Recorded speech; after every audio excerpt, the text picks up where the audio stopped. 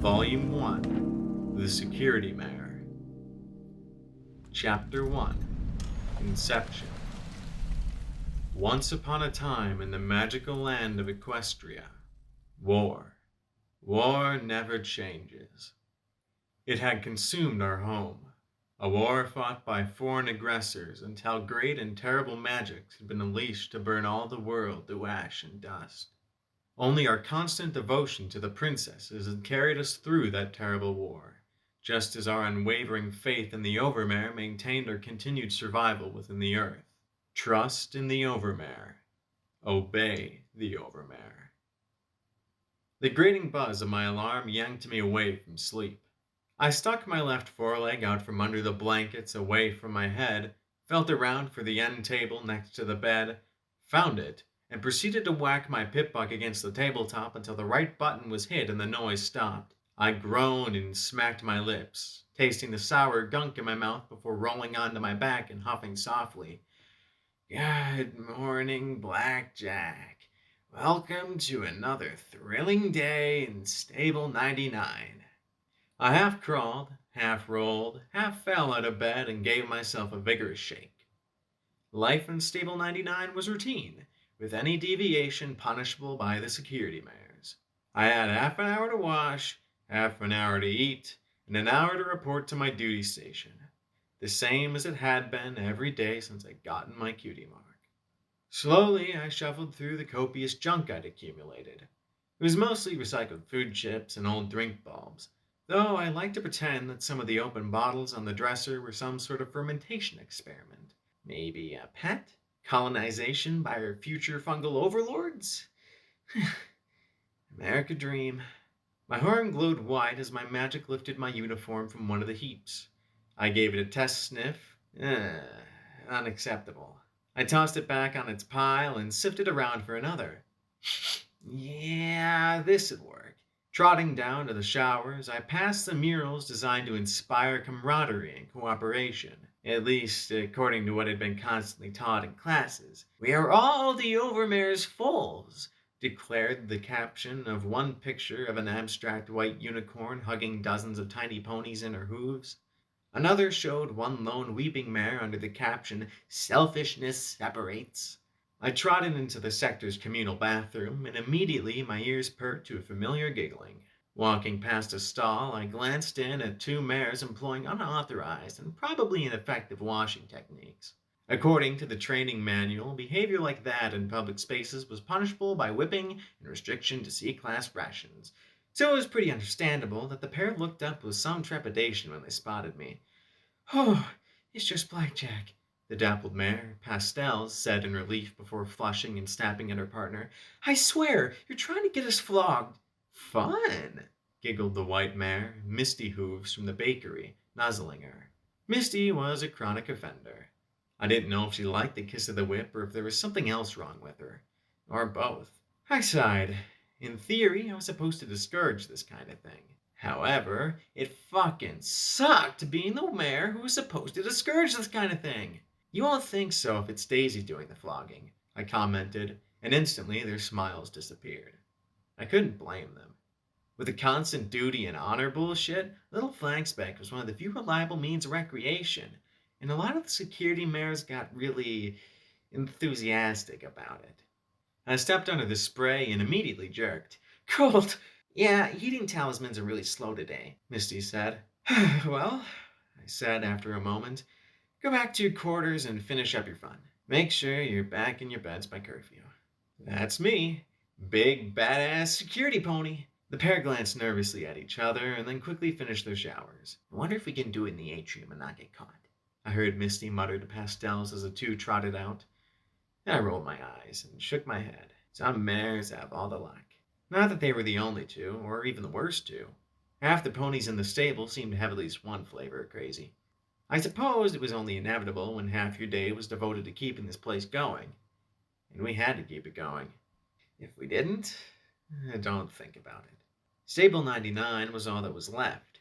Everybody learned that as soon as they could read. The mega spells unleashed across Equestria had sterilized the surface.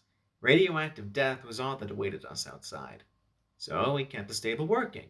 We kept order. We kept loyalty. Because at any moment. Fuck, Blackjack, don't think about another incident, I muttered softly. The Overmare protects. But I felt a gloomy specter rising inside me at the thought of the entire stable being in the hooves of a filly a year younger than me. There were exactly 500 jobs to be filled in Stable 99. 400 and something were covered by mares like myself who inherited our jobs from our mothers. My mom was in security. I was in security. When I had my daughter, she would be in security. And so on and so on. In the rare event of a mare dying before she could breed, a lottery would be held for some other mare to produce an extra filly for the spot. Because the population had to stay at 500. Every pony had to behave and follow the rules. Otherwise, there'd be an incident. Stable 99 couldn't take another incident. This bathroom alone showed the flickering lights from overtaxed generators and the water that couldn't settle on whether it wanted to be freezing or boiling. You couldn't think about it. All it would take was one thing to go wrong and we'd all die. One busted generator. One broken recycler. One accident. And we'd all be choking on our own unrecycled breath. Fuck! Don't think about it, I said, trying again to shove it from my mind. That was made ridiculously easy by Midnight trotting past me towards the atrium. Instantly, my ruby-red eyes popped wide at her cute flagging and graceful tail. Black on black, and oh, she needed to be mine. Hey, Midnight! Midnight, hey! Hey, wait up! I shouted as I tripped and raced to catch up with her. Of course, she didn't wait. She never did. Instead, she picked up her pace. Damn it, Midnight! No running in the halls! I shouted as I ran after her. What? I was in security. I was allowed to break the rules when pursuing a fine flank. Unfortunately, there was a flash and a pair of hoof cuffs materialized around my forehooves. Oh shit! I barely got out before rolling head over hoof. I glanced around at the source. It could only be Daisy! Marmalade! Excellent cunt block! Top notch. The pale earth pony and honey-colored unicorn both smiled at my predicament. No running in the halls, Blackjack, Daisy said, stepping out of the side hall she'd been lurking in. When stable tech made the stable, clearly they hadn't had mares of her size in mind. Her ears nearly brushed against the ceiling as she looked down at me with her snide little grin. Not even for pussy. Marmalade gave an echoing little snicker. Right, you got me, I said as I held up the hoof cuffs. So, aw, don't know the spell yourself? I thought all the security unicorns did. Marmalade does. Daisy taunted as she stepped over me, making her way towards the atrium stairs. The vapid unicorn gave a slack grin and nodded, and then both of them had a good laugh as they trotted away. I rose, glaring at their backs, before hobbling after the pair. All security unicorns were supposed to know a selection of spells for policing the stable. Me? I had telekinesis. And telekinesis. And oh, did I mention telekinesis?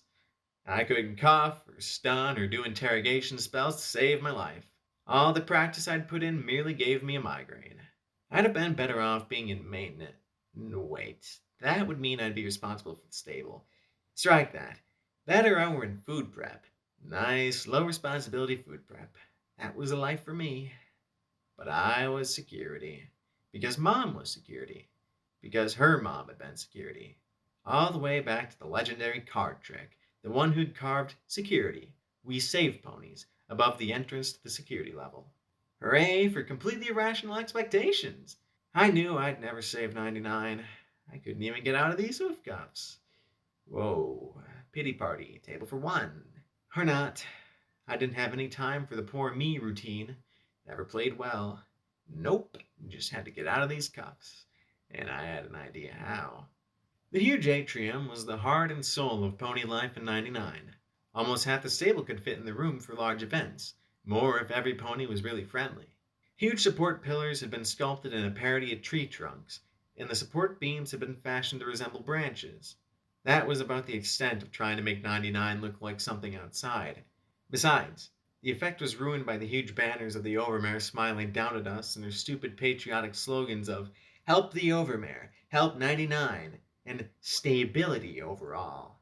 I mean, really, stability? The music piped in was half parade march and half hymn. Any wonder I tried to stay out of this place? There was also the fact that most ponies refused to look at me. They dropped their conversations, look aside, or leave. It didn't matter that I tried to be nice. The fact was that all I had to do was drop a name and they'd be hauled in for interrogations. I'd witnessed enough to know I didn't want to drop a name. Besides, I'd already done it once. Never worked for the ponies who deserved it. I passed the cafeteria where ponies loaded bowls with green recycled algae slime, scooped recycled fungus cubes onto trays, collected synthetic recycled carrot sticks and apple flakes into bowls, or heaped up stacks of green recycled grass chips, brown recycled hay chips, and white recycled cake chips upon their plates. All the food in 99 was recycled into more food. All the waste in 99 was recycled. We were recycled. And yes, even having lived here my entire life, I still found it easier to pretend that the machines just magically made the food poof into being. Still, despite being made out of recycled poo water, the chips were pretty tasty. You just had to not think about it. Midnight was talking with Rivets and Textbook, and the black unicorn's eyes widened at the sight of me hobbling to her table. Mind if I join you? No? Great, I said as I set my hooves on the table before she could shoot me down. Hey, Riv. Hey, Teach. The Earth Pony schoolmistress sniffed disdainfully at my intrusion. We were having a private conversation, Textbook said sullenly as she glared at me. Rivets, an older gray Earth Pony, showed far more amusement at my predicament. Great!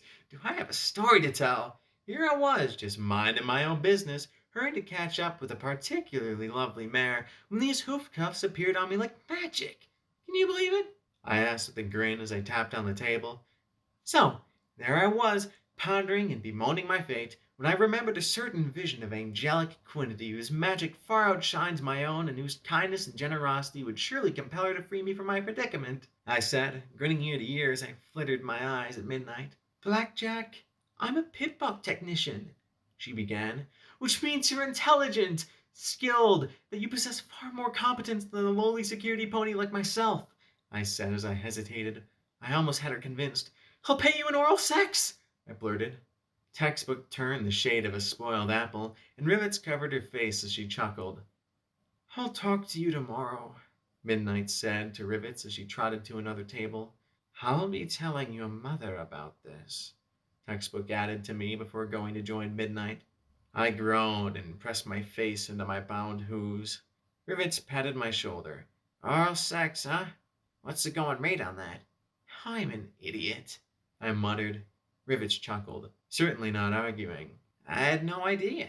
I didn't think you were into mares, Rivets said with a smile, munching on her grass chips. I shrugged. It's more the fact that she always tells me no. I glared down at the cuffs on my hooves, growled, and then bit the conjured metal. She always finds hard to get, I said around the mouthful of metal. Well, it's your time to waste. Her spot on the queue is up, though, so I really doubt she'll have time for you, she said matter-of-factly. Really? My red eyes widened and then drooped along with the rest of my body. I slumped till my chin rested on the tabletop. Bummer. Hell have our little trials, Rivets said with a sigh.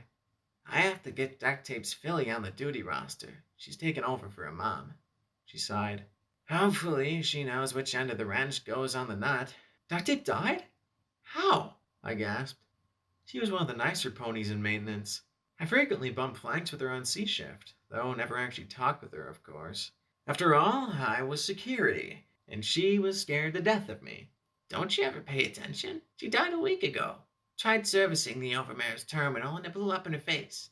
Power junction wasn't closed. But Scotch Tape doesn't even have her cutie mark yet, right? She's still in school, I pointed out, twisting my hooves errantly in the cuffs to try and free them. Does that matter? I've got 150 maintenance mares to manage, and I've got a hole on the C shift, and she's got to fill it, Rivet said firmly, narrowing her eyes as she pressed her lips together. I feel for the kid, really. But the stable takes first, last, and middle priority. She'll just have to get over it. Really? I thought it was the Overmare, first, last, and middle, I replied, enjoying a little smack talk. Normally, it would get a grin, the look on Rivet's face. Now, though, I've never seen it look so angry in my life. My black and red striped mane itched terribly, and I just wished my hooves were free so I could scratch it. Rivets groaned. Don't talk about the Overmare to me. She's throwing all kinds of special work orders and studies my way. The little fool is demanding peak efficiency, and she's countermanding my work assignments to make damn sure it doesn't happen. She reached into one of the many pockets on her utility barding and drew out a notepad. Last month, she ordered the Stable Recreation Broadcast and Maintenance 1 overhauled. But then she collected every piece of scrap electronics and conductor for inventory and kept the entire terminal crew occupied with searching and cleaning the Stable databases. Maintenance 1 was a little closet of a utility space next to the stable mainframes and the massive Stable Tech hatchway right outside the atrium. I sometimes used it for naps when I knew the overmare was out. Did she say why? The overmare's ever? Rivets countered with a snort. Her mother was bad enough. Shouldn't shed any tears when she died last year. But that little tyrant has gone to... And she drew herself up short, realizing that even though I was the most irresponsible mayor in security, I was still in security. She coughed and then gave a little shrug. I'm just concerned about the stable. That's all.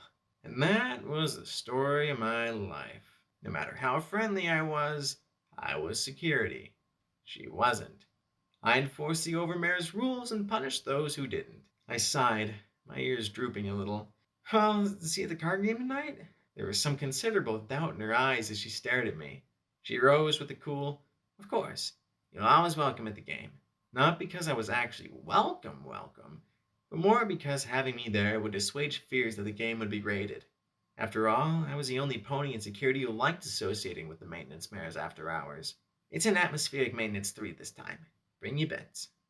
Because I would be leaving with exactly as much as I came with. Because I was tolerated, not wanted. Goddesses, why was my mane crawling thinking about the look she'd just given me? I looked at the cuffs on my hooves, feeling as if there was something I was missing, then growled as I narrowed my eyes and bit them again. There were 500 ponies in Stable 99, and 1/10 of them were assigned to the duty of protecting and safeguarding the stable and executing the will of the Overmare. Unfortunately, we also had to frequently tackle the question of which one took priority. The briefing room was festooned with graphic reminders that service to the Overmare is service to the stable. I hobbled in just as the security head started with the evening briefing. The security head was Gin Rummy, a middle-aged unicorn who still looked better than several of the younger mares. Her purple and red striped mane contrasted well with her lavender coat and bright pink eyes, and those pink eyes looked right at me with immediate disapproval the second I hobbled in. Gin Rummy trotted up to the podium and flipped through the notes organized on her pip buck.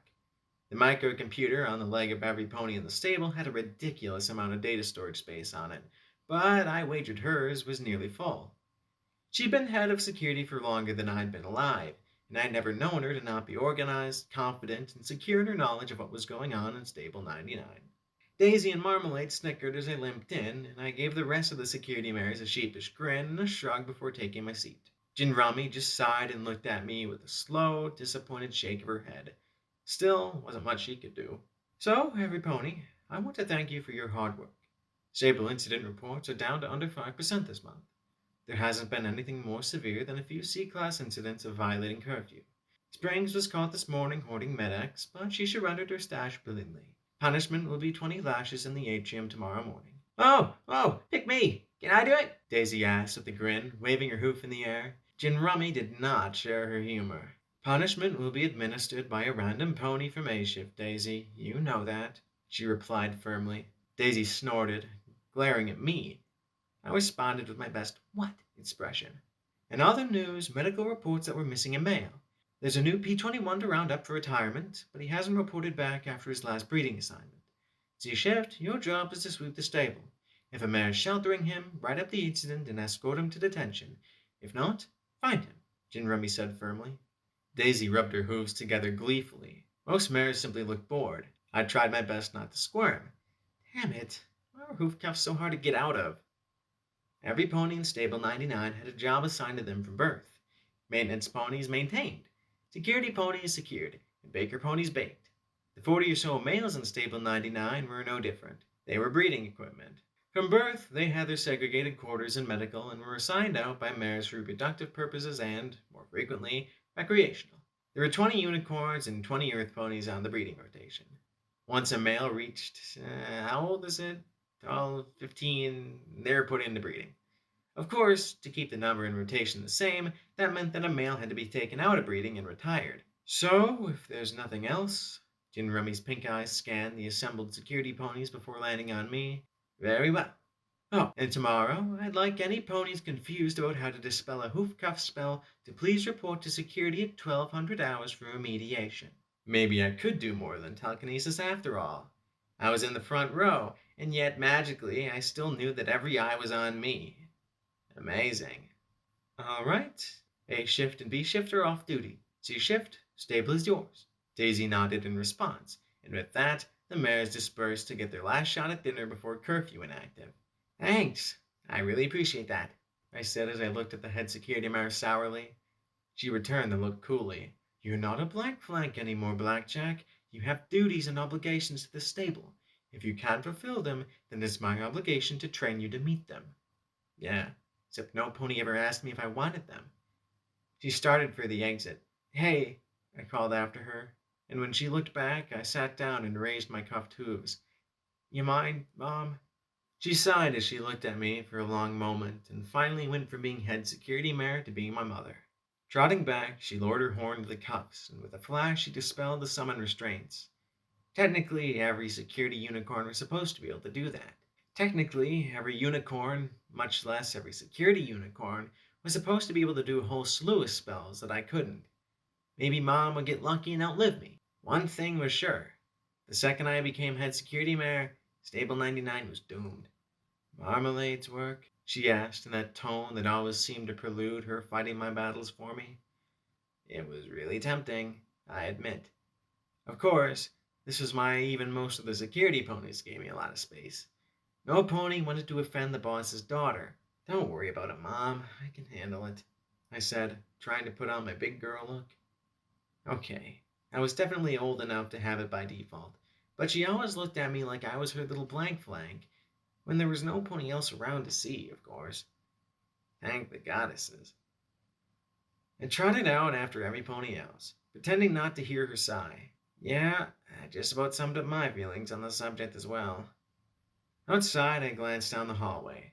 The uppermost levels held security, the armory, the overmare's office, and all the mainframes that ran the stable. Down at the end of the hall were the overmare's office and the maintenance room with the mainframes. The overmare was talking very agitatedly with Midnight and a few of the other mares responsible for the information systems. The dirty white unicorn filly, who was our supreme leader, looked mad. There was nothing new about that. But tonight she seemed like she was in a grade A pissed mood and was determined to share it. I'd never seen Midnight looking so upset. Get out! Get out! Get out! Get out! Leave before I have you all shot! You're useless! The overmare concluded in nigh hysterical shrieks. It was at moments like this that I was glad the laws didn't allow summary execution. Really glad. Midnight! I shouted as the overmare rushed to her office. She looked back at me, ears drooping as she rubbed her eyes furiously.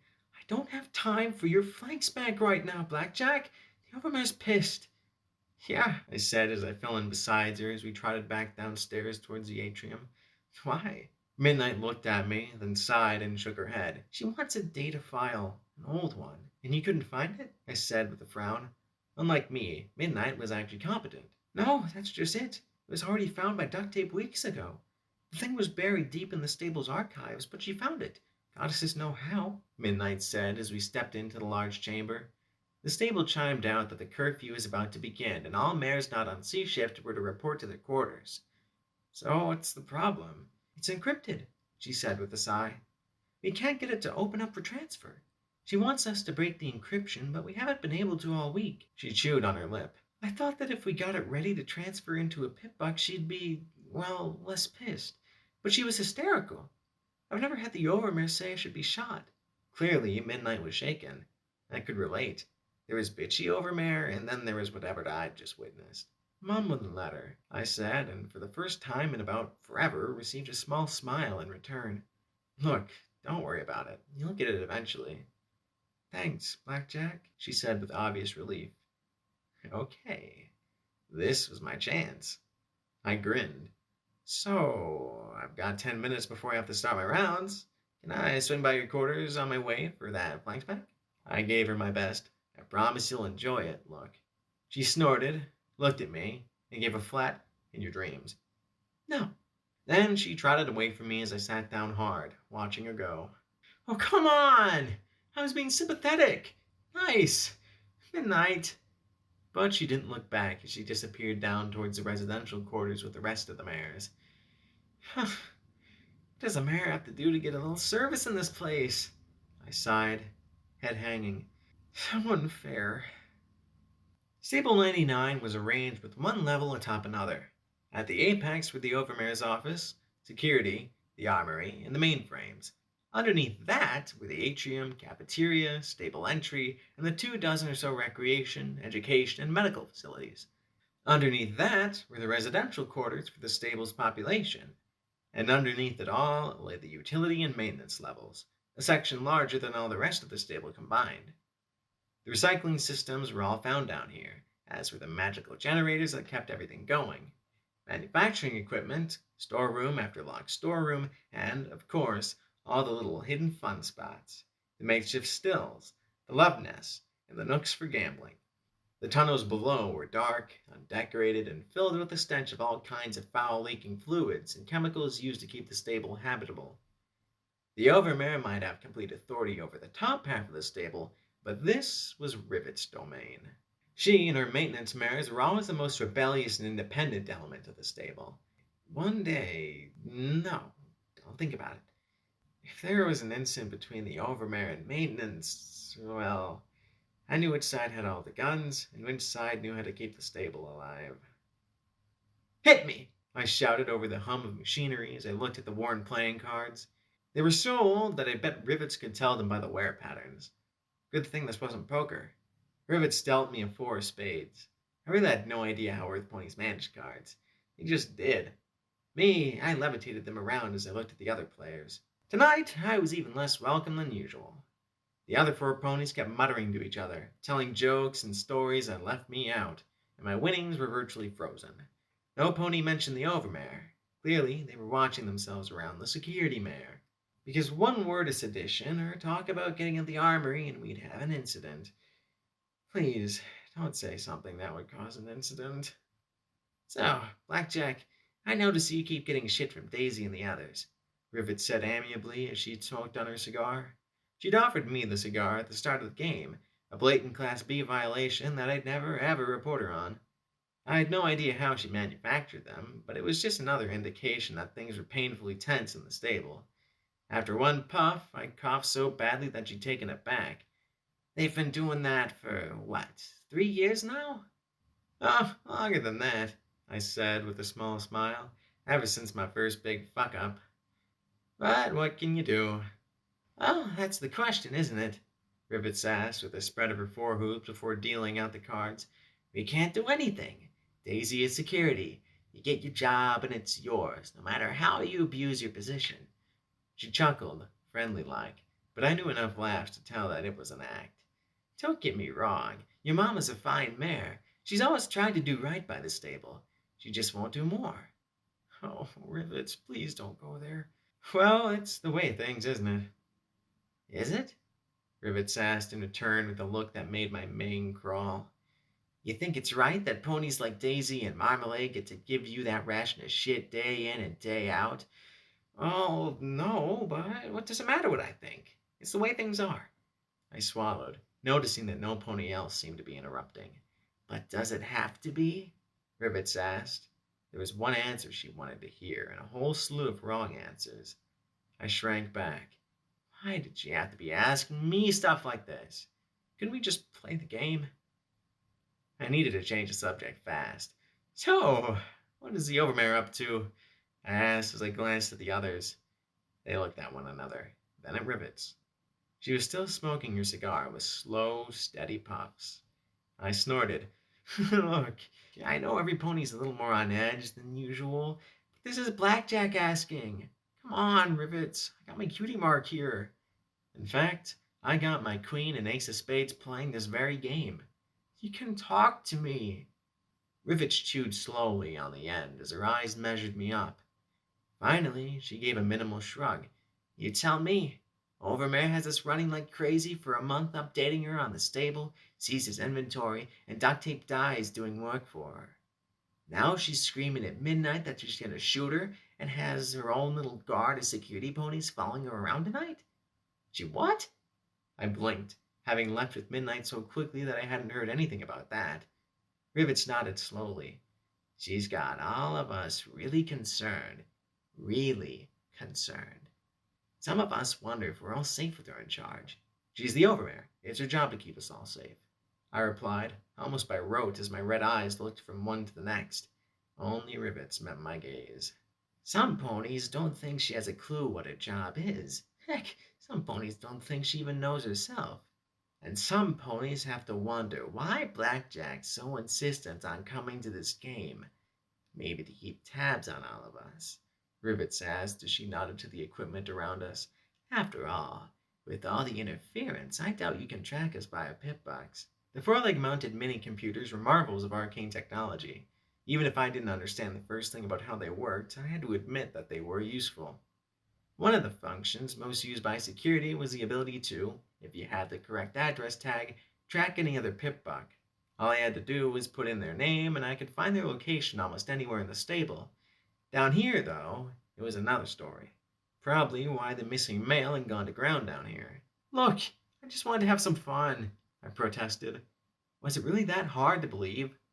I looked from one to the next. These were all mares I'd known my entire life. Heck, Griffiths was virtually my godmother from all the time I spent down here. But from the looks I got, yes. Yes, it was. I slowly slipped back from the table, leaving my bits behind. I'm going to go, do security stuff. Got a stallion to round up and, stuff. I finished lamely. All of them watched me back slowly out of Atmospheric Maintenance 3. Not one took their eyes off me. Several minutes later, I took a breather. Rivets was just pissed. She always bumped heads with any pony in authority. Always sure no pony knew as well as she did how to run the stable. As soon as the Overmare calmed down, everything would settle down and we'd just be able to get back to normal. Don't think about it. It was how every pony in the stable survived. I'd just forget about it, and in a week, Rivets and I would be laughing as usual. Please let everything be alright. Well, with the game a complete fiasco, midnight continuing a cold shoulder, and me with 6 hours left in my shift, I might as well actually do some security work. Mostly, the 10 or so of us on C shift patrolled and wrote up any mare violating curfew. Down here, I might find more interesting violations, but it was rare that it ever run in anything major. I snapped on another function of the pip buck, the eyes forward sparkle. Instantly, a number of yellow bars filled my vision as the arcane device detected the number of ponies within a few hundred feet. It also had a few red bars, likely a few hungry rat roaches looking to take a bite out of me. The EFS was a function few ponies use regularly. After all, it only gave direction and hostility, and the indicator didn't even tell you how far above or below you the bar was. For all I knew, that yellow bar was around the corner or a floor up. I entered in the P21's pip-buck address, but the little icon twitched around spasmodically. Likely he was down here, somewhere. It wasn't often that we had a buck who tried to hide from retirement. Most just reported to security or medical to get their shot, and that was that. Occasionally, there'd be a crying or screaming fit in the atrium. Rarely, they'd suicide. Please don't let me find him hanging or poisoned down here. The plain fact was that this was a stable. The only exit had been sealed 4 generations ago during the last incident, and eventually he'd starve to death. It wasn't like bucks knew how to get into food stores and the like. They just bred. That was all they knew. All they needed to know. Right? I trotted past a row of gurgling pieces of equipment barely lit by the wan yellow spark lamps. Knowing my luck, the yellow bar ahead of me was actually 1 or 2 floors above me. And if I was lucky, I could get through this shift without any more disasters, and, if I was really lucky, talk to Mom and not the head security mare about the rising tension. The former might be able to do something. The latter would have to crack down on Rivets, or worse, tell the Overmare. Then I heard a faint sniff and soft sobs over the hum of the equipment. Looks like I'd found my pony. Okay, come on out. Let's get you up to security. A quick shot and it'll all be over. The sniffing stopped, and then a tiny olive filly with teal eyes peeked out at me. My jaw dropped as I saw the pain and fear in her eyes. Oh, you're not... I sat hard and rubbed my head. Could this night get any worse? You're not supposed to be down here. It's dangerous, and after curfew.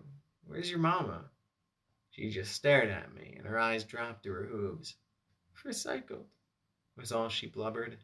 She touched her pip buck, and her ID flashed. "Scotch tape. Maintenance shift C." Oh.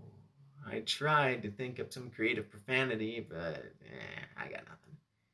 "Oh, well, what was I supposed to do? If this was Duct Tape's kid, then she was supposed to be here. Should I say something about her mom? Give her a hug? Tell her she's doing a good job? Tell her not to be a cryfilly? Sorry about your mom. Don't worry, I'm sure you'll get the hang of it." I grinned at her as she clenched her eyes closed, pulled a wrench from her barding, and nodded before trotting back between the massive round machines. I trotted away as quickly as I could. "Wonderful, Blackjack.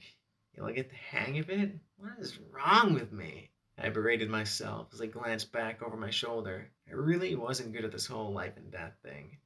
Really. You just didn't think about death in 99. It wasn't really like death so much as one day you're there and the next day you're replaced by your kid.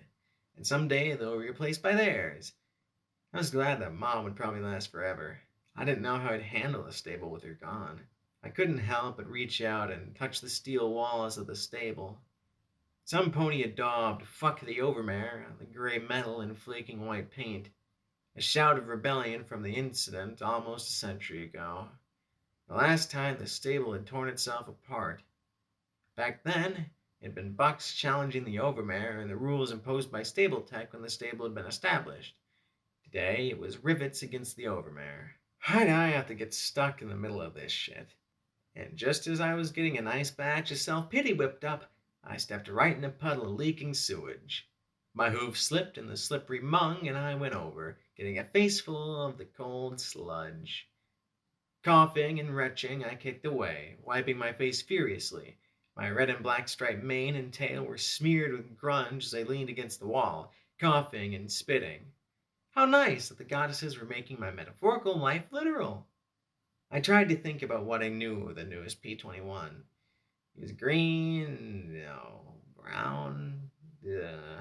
I paid more attention to the unicorn breeding population than the Earth ponies. I'd heard that this P-21 was already notorious for disappearing, though, so it wasn't much of a surprise that he'd pulled another vanishing act. No pony was sure how he managed to get out of medical. Males weren't supposed to be smart enough for that. Wait, what was that? It was another yellow bar, but one that, when I moved my head, changed direction far faster than any of the others. That meant it was a lot closer, as in right on the far side of a door marked Emergency Storage 3. I frowned, tried the handle with my horn, and was astonished to find it unlocked. Not even rivets left these unsecured. Slowly, I levitated out my baton, opened the door, and flipped on the lights. Row after row of metal boxes lay on dusty shelves for the day another incident occurred. Of course, there weren't any weapons or ammo, but clearly some of these boxes had been opened. I toggled the lamp on my pip-buck, flooding the far depths of the chamber with light. There, in the corner, hid a blue earth pony mare and ugly gray utility barding. I immediately relaxed as she watched me with worried blue eyes. "Say, Celestia, what are you doing in here? I thought rivets kept this place locked up tight." She just looked at me with wary eyes. "Just getting some stuff for rivets." Her soft voice was surprisingly deep for such a puny pony. "I'll just get it to her," she said, slipping on her saddlebags and starting slowly towards the exit. But as she drew close to me, I frowned. I knew all the mares on C shift, and the only blue earth pony was a medical mare. "What shift are you on?" I asked with a little frown. C shift, of course." She swallowed as she turned, facing me and backing away. "Right," I said as I frowned at her, slipping into full security mode. I might not have found the missing male, but hopefully this would redeem me a little in Mom's eyes. Still, why any pony would want to steal century-old supplies was beyond me. "Identification, please." She gave it by turning the bolt for the door. Now, I might not be very good at magic, but I definitely knew how to swing a baton and tackle a fleeing thief. She made it a half-dozen steps out the door before my glowing stick swept her legs right out from under her. As she went down, I jumped on her back and was amazed when she went completely still. "Okay, identification." She didn't move, didn't respond in the slightest. She just lay there. shaking and crying silently. I frowned and reached over to use my security override. P21. Breeder. Retire from service immediately. Flashed on the screen of his Pipbuck. You're the new P21, I muttered, staring down into saddlebags and clothing. Keeping him pinned with my hooves, I stripped him of his stolen goods.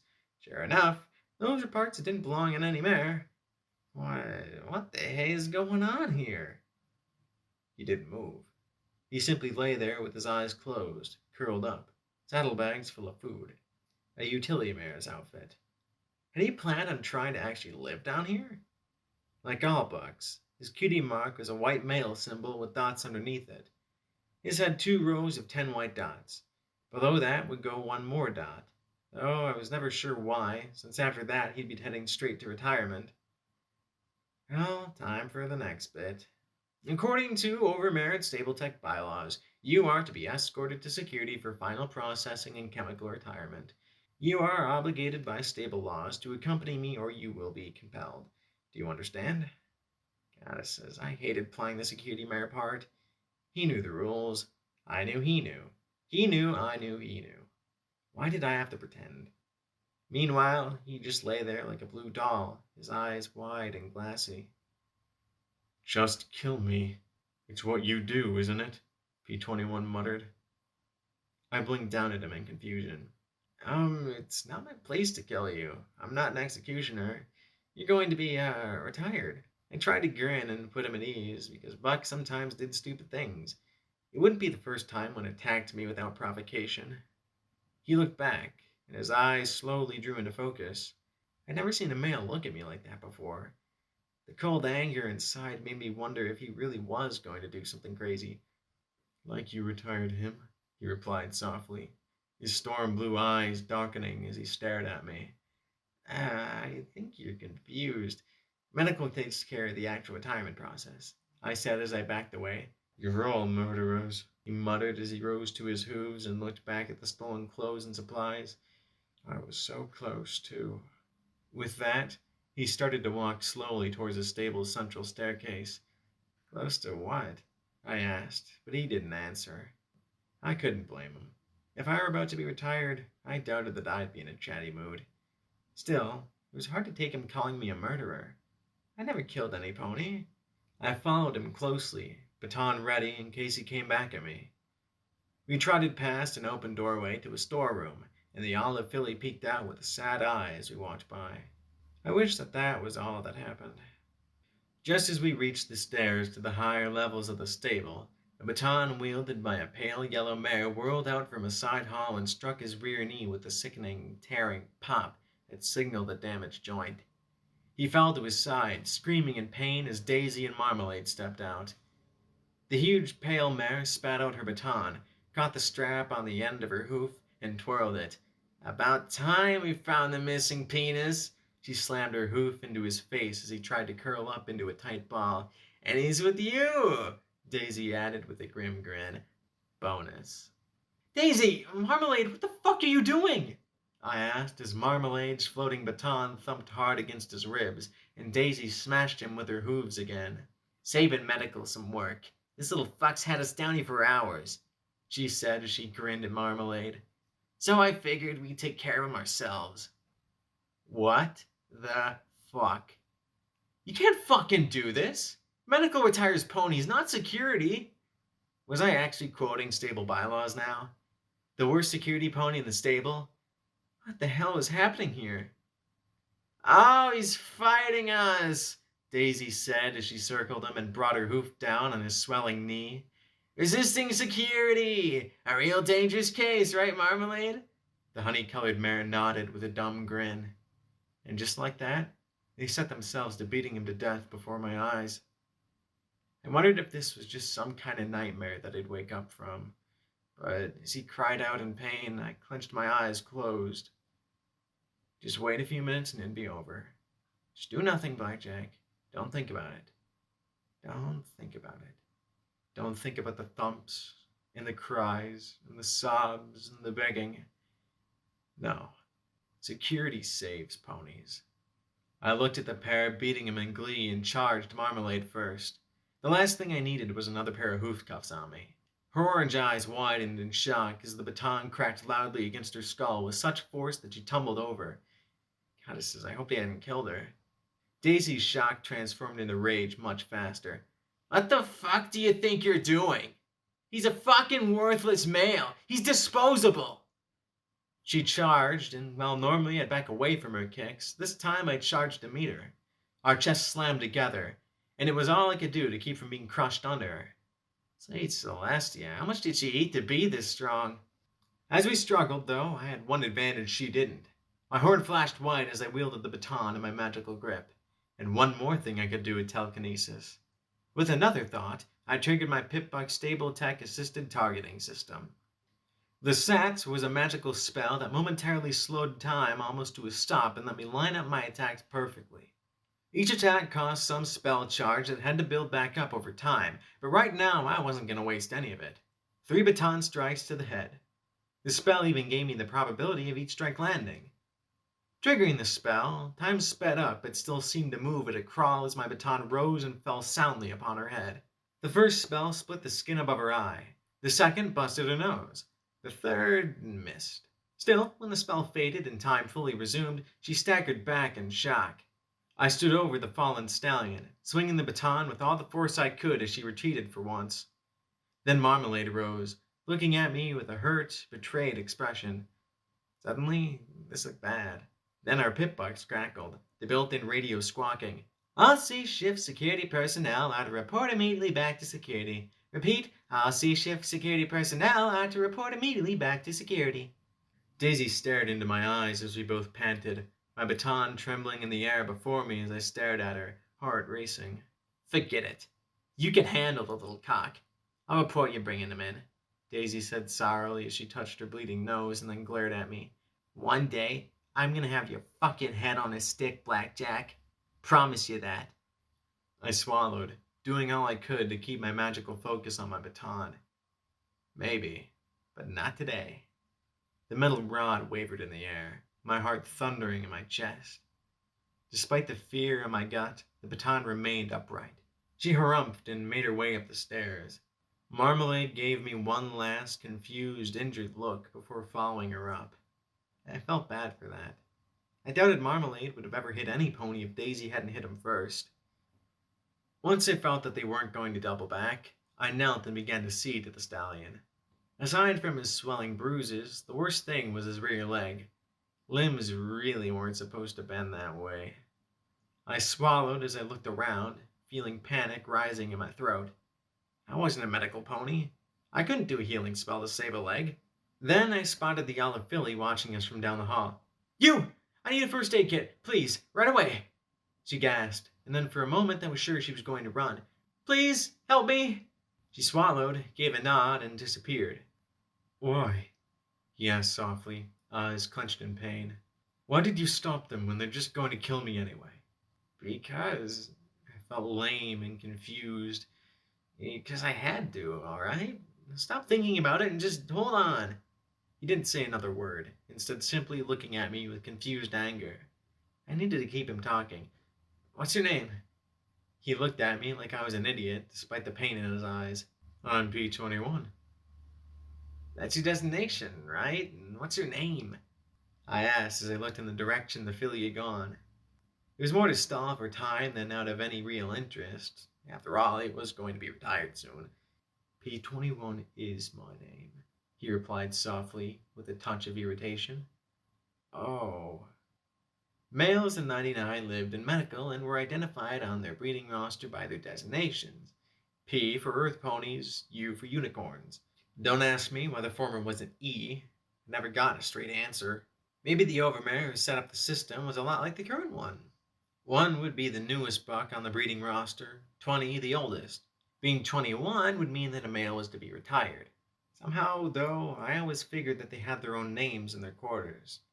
Names are like cutie marks. Every pony had them, even males. Then again, looking at the breeding mark on his flank... Funny, but when I was with a male, conversation was the last thing on my mind. Heck, this was the most conversation I could recall ever having with one. I thought for a moment that maybe the filly had run off. but she returned a minute later with a small yellow medical case marked with pink butterflies. Sitting it next to me, she opened it up, and I was at once glad to see that no pony had cleaned it out. The cases were supposed to stay locked at all times, but sometimes ponies would steal the contents for one reason or another. There were 2 healing potions, small bottles of rich purple fluid capped in plastic. All the pony had to do was bite hard on the end, crack the seal, and suck down the magical healing contents. As he gulped down the contents of the bottle, the bruises immediately began to disappear. His leg, however, "I'm gonna have to set this," I said as I looked at the limb. "You know how to do that?" the olive filly asked. P21 just groaned as he clenched his eyes shut. "Nope," I replied and took out the syringe of Med-X painkiller. I yanked the cap off the needle, jammed it into his leg, and squeezed a soft plastic tube to force the drugs into his system. "For all your hurting ouchies." Well, this was one doozy of an ouchie. He relaxed a bit as the drugs took effect. Then I looked at the leg, bit my lip, and hooked it with my forehooves and magic. "On 3, I said as I looked at him. 1, 2, and then on 2, I pulled and pushed to bend the leg back into proper position. There was a pop from his knee like a gunshot as he screamed, the limb jerking back into place. The poor olive filly looked like she was going to be sick. I didn't think it was broken exactly, but it sure didn't look good. "Was that the plan?" he asked weakly. "I never was good with waiting," I replied before shutting him up with the other healing potion. Unlike the beating, his knee didn't seem to heal much. When he tried to move it, he cried out despite the painkiller. I looked at the filly. "Is there a brace or anything in there?" "Oh, maybe," she said as she set aside a second syringe of Med-X and a container of buck labeled with the muscular mare flexing. It was technically a Class B controlled substance. I'd be scrubbing the bilges for a month if caught with it. Surprising to see it outside medical or security. Then she pulled out a black leg brace for broken limbs. He jerked away from me as I grabbed his uninjured haunch to pull him around. "Oh, stop it, you baby," I muttered as he simply closed his eyes and shook as I strapped the leg brace in place. Bucks are so weird. Would he have preferred hobbling up the stairs to medical with a bum leg? Finally, I moved away from him and shook a tablet of buck out of the jar. "Here, eat this," I said as I pressed the carrot-flavored medicine to his lips. Slowly, warily, he chewed it. I looked at the filly. "Thanks for your help." She gave me the first hint of a smile since I'd seen her. "Sure. I better get back to work before Rivets blows a seal or something." She gave a little wave before running back the way she'd come. The chems fortified him enough for him to get to his feet. "Why do you keep helping me?" he asked as I supported him enough to get his legs under him. "You're just going to kill me." I lowered my gaze. "Well, I can't stop that, but I can at least try and help you. It's what security mares are supposed to do." Security during C shift was normally a place of quiet tedium. Reports for the next day had to be filed and firearms practice had to be carried out, but neither of those were what any pony would call exciting. As we finally reached the top of the stable, though, something felt very wrong. There were only 10 security mares on C shift, including me, and for the first time since I'd started working security a few years ago, we were all in here together. The 7 other mares clustered around Daisy and Marmalade, talking in low voices as I limped in with P21. Worse, they all stopped talking as soon as I entered. Great. My mane inched fiercely as we walked slowly past them to the cells. I got the pip-buck key and magic mail dot maker pen thing from Mom's desk drawer, then carefully removed his pip-buck and added the last white dot. I could wait until morning to notify medical, though. No need to rush with everything being weird. I took his pip-buck and closed the cell door just as the overmare stalked out of her office. Some ponies like to say she looked like my little sister, though never in earshot of Mom, of course. The overmare's white hide was a little more dingy than mine, and her eyes were a lighter pinkish color. Her mom had once styled her mane in elaborate curls and dressed her up in fancy outfits, but since her death a year ago, the overmare had chopped her dove gray mane short and wore nothing save her pip-buck, almost flaunting her Stable Tech logo cutie mark. I always assumed that being overmare was a stressful condition. You had the whole stable on your shoulders. Despite that, the overmare usually managed to keep a neat appearance. Now, though, she looked like hell. Her eyes were bloodshot with huge bags beneath them. Her mane resembled tangled wool, and she smelled. But there was one thing above and beyond all that which made my blood run cold. She was smiling. When she saw P21 and me, her smile only widened. "Oh, you found my trick pony," she said, clapping her hooves together in glee. Her trick pony? P21 stared straight ahead, his eyes unfocused pinpricks as she walked up to the bars. "Oh, we're gonna have so much fun. Oh, yes, we are. Yes, we are. You're going to be mine forever. Yes, you are." I glanced at the other security mares. Not one looked back at me. The overmare suddenly seemed to remember I was there and glared at me. "So, have a nice time in the bottom levels? Have a nice meeting with Rivets?" "I wasn't meeting with Rivets," I said, trying to look more clueless than usual. "Lies," the overmare hissed, and then went back to smiling. "But that doesn't matter. Not anymore.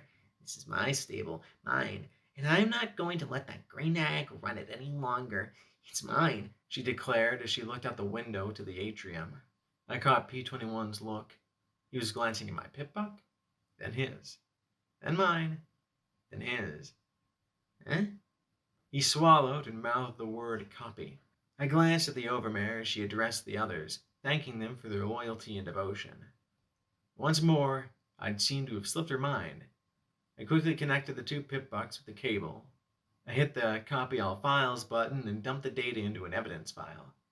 I might not be able to manage a security spell to save my life, but I could at least move bulk files from A to B using the clearly labeled button for it. In my EFS, I saw the progress bar slowly fill. "Is that his pip buck?" the overmare asked with a snap. Yes," I said lamely as I cuddled it in my hooves, hoping she didn't see the connection.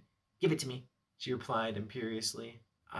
Certainly," I asked, wondering how I could stall as the little bar filled up. "What for?" "That is stable security business," she replied in a low, dangerous tone. "Almost done. Aren't I in stable security?" Her lips turned up in a nasty smile. "I don't know. Aren't you? Why don't you tell me where Rivets and 30 other maintenance mares are hiding? Do they have weapons? Are they planning on sabotaging my stable?" "I don't know," I muttered lamely. "Lies!" she hissed, and her magic reached out and grabbed his pip buck from my grasp just before the files finished transferring. A big red error message flashed across my vision. She tossed it to Marmalade. "Make sure everything on there gets deleted.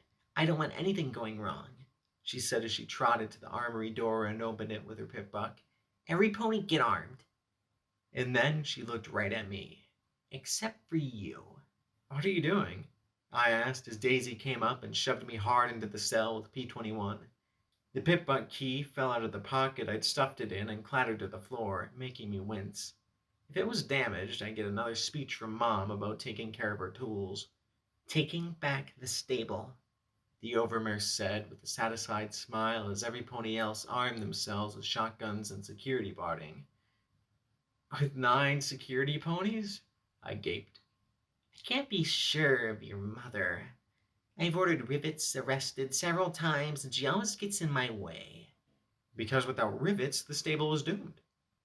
"I don't know who I can trust on the A and B shifts, who will side with me and who won't." She smirked as she looked at Daisy. "Fortunately, some ponies have proven themselves far more loyal. So you just sit tight. This will be over in a few hours." After that, the 10 of them marched out of security. Daisy looked back at me with a decidedly nasty grin. Why'd I suddenly feel like P21 wasn't the only pony deep in the recycler? Whatever they were doing, they were certainly taking their time. I was left in one corner while P21 sat silent as a blue statue in the center of the cell. I looked at the diminutive pony. There was something vaguely familiar about him, but I felt that way about half the stable. All I knew was I needed to get out of here and... what? Tell Mom? Would she actually stand against the overmare? I wanted to say yes, but the more I thought about it, the less certain I was. She never countermanded the overmare unless she had some clear evidence that what the overmare was doing would endanger the stable. She always put the stable first. Always. That left me locked up with a buck who wouldn't say two words to me, flipping through all of P21's files, trying to find something, anything, that I could use for when Mom got here at the start of A shift. Unfortunately, the broken connection had given me a whole slew of static and corrupted files. Do you know what she's doing? I asked for the umpteenth time, but he just looked at me and then looked away again. Given he was set to be retired in the morning, unless the overmare did what she was planning, whatever that was. Ah, why couldn't they do this to his smart pony? I insisted, getting a small smile for my trouble. No answers, though. His breeding queue for the last few months had been booked almost solid by the overmare. And then duct tape? No mare ever got exclusive access to a buck like that. I glanced at him and stumbled across an intact audio file. I didn't have anything better to do, so I played the intact section. It crackled once, and then began to play the noises of two ponies bumping flanks. I felt my mane crawl as I heard the overmare's joyous shrieks and a male's grunts of something. Then the door chimed, and moments later a mare asked, "Overmare, you wanted to... oh, my..." The sounds of coupling trailed off, and the overmare grunted, "You're early, duct tape." There was a strange wet noise I didn't even want to imagine, and the sounds of belabored male breathing. I didn't want to be late," she said in a worried voice. Is everything all right?" "It's nothing serious. He's such a good little pony," the overmare said in tones that made my mane crawl. "Now, were you successful?" I did as you asked. I've a list of everything you need for it," Duct Tape said in a little timid voice. "But really, this is something you should talk to Rivets." No, thank you. Rivets has so much going on that I wouldn't want to trouble her," the overmare continued smoothly. "The question is, will you be able to carry out the repairs?" "Me?" "Yes, Duct Tape, you. This is a special project for the well-being of the entire stable. You're the only maintenance mare on C shift I can trust to carry this out with care. After all, I wouldn't want to ruin the surprise." I didn't have any trouble imagining the mousy gray mare blinking at the word surprise. We didn't know each other well.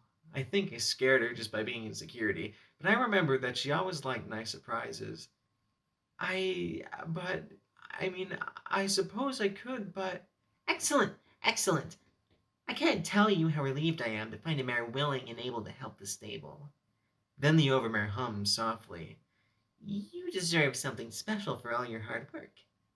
"I don't think so. I mean, shouldn't we get him to medical?" Duct Tape said in clear worry. The overmare didn't answer for a second. "You like this buck?" "Well, I suppose.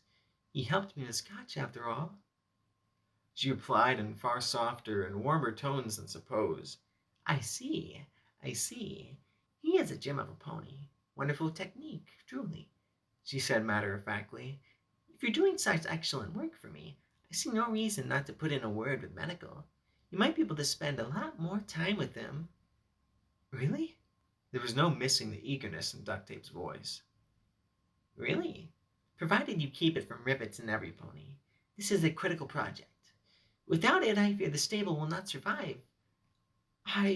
Well, I mean, that might be very nice. I'll give it my best. For the stable, of course." Oh, goddesses. I could practically hear her blushing. The overmare's titter offset the warm and cozy feeling. "Good. Everything you need will be provided for." And with those last words from the overmare, everything dissolved into static. I thought about that. If I hadn't just seen the overmare... that wasn't enough. The overmare's position could not be challenged at any time. Period. That was the law. A stupid-ass law, but my mom always honored the law. Sometimes she seemed a little neurotic about it, actually, and a sneaking conversation between the overmare and a dead maintenance mare didn't seem like anything that would get her to violate the law. It would have to be something big. Damn big. I just wished I could tell my mom things, but there was always a line. She would be my mom until a point was reached, and from then on she was firmly head of security, and that always came first. I glanced at the silent blue buck. It sounds like Duct Tape was fond of you. She was fond of any pony who gave her love and attention. It's why she had a foe, he replied quietly. They didn't even need to force her. I was just bait to shut her up while the overmare worked. There's something important on here, isn't there? I said as I waved my pit buck at him. She knew you had something, didn't she? That's why she made sure to have it erased. He grit his teeth, closing his eyes. I imagined he wasn't feeling too good right now with the medics wearing off. Help me! I finally exploded at him. Why won't you help 99? To hell with you, this stable, and every pony in it, he shouted back at me, his eyes blazing as he looked for a moment like he wanted to attack me. Then he slowly relaxed, fighting for calm. My whole life, you mares have fucked me. Now you're getting fucked by your own. It's nothing less than what you deserve. I blinked at him in shock. How can you say that? The stable is your home. We're your family. We're all that's left in Equestria. He gave me a sharp, angry look. I couldn't believe how selfish he was being. If that's how you feel, then why tell me to copy the files at all? Why not just let her destroy them? His angry eyes looked away. Slowly, I approached him, and he winced as he backed away into the corner. His eyes kept twitching from mine to the floor and back again. It was annoying. Look, I'm sorry the rules are what they are. If I could just let you go, I would. But I can't. If you know what she's doing or what's going on, it's something I can bring to the head of security. Then help me.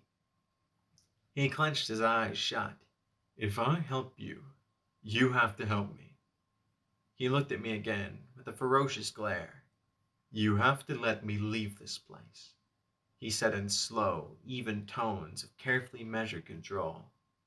Even if I die outside in 10 seconds, at least it will be 10 seconds free. What? He wanted to die outside rather than be retired? Okay. If there's any way I can, I will. I nodded. He stared back at me, and I gave him the most sincere smile I could. Finally, he nodded as well. Sweet, it's a plan, I said as I clapped my hoofs together in glee. Okay, my only ally at the moment was a reluctant, wounded, busy male, but I'd take what I could get. He stood, then lifted his tail, carefully pulled out a bobby pin, and extracted a small screwdriver from his body cavity. I blinked, realizing that I'd botched search protocols. Listen to the last recording I made with duct tape, he said as he walked to the lock, wiped off the screwdriver, stuck it into the lock with his hooves, fed the pin in with his teeth, and began wiggling them around. So that's how he'd gotten into the supply room. I wondered what else he'd broken into or out of. Also, you. I flipped through the files, looking at the tags and scanning for DT. I might not be able to do magic to save my life, but I only slept through half my pitback training. In my defense, it was the boring half. Finally, I found the last file tag, DT. It was dated a few weeks ago. It began, as I expected, with the sound of slapping flanks. I blushed. Listening to duct tape doing it was different than listening to the overmare. She actually sounded like she really liked it. Funny, I never expected her to be so loud. Afterwards, they settled down into the little kisses and nuzzles. Then her soft sigh. This has been so wonderful. It feels like a dream come true. The overmare's been so wonderful lately. P21 said nothing right away, but then muttered in a low, flat voice, Yeah, she can be nice sometimes. From the way he said it, I expected that sometimes meant the times when she wanted to get something from some pony. Duct Tape gave a little giggle. I was talking about you to her the other day, P20. She says that when her plan is over, you can stay with me forever. You can be my, what was it again? Oh, yes, husband. We can be the first ponies married in 99 since, the bad thing happened. That had to be the incident she was talking about. P21's response was a monosyllabic, And we can have another foal together. Or two. Because once we're out, we won't need the quotas. What? P21 said softly. Out of what? Duct Tape cussed softly under her breath and then sighed. Well, I guess you won't tell any, Pony. She gave a little giggle, but P21 remained silent as Duct Tape went on. The Overmare has gotten in contact with Stable-Tech. The outside is safe and clean, and we're all going to be able to leave the stable soon. She gave another joyous giggle. In fact, she's getting a broadcast from Stable-Tech right now. What the fuck? Stable-Tech built Stable 99 and set up the rules in the Overmare.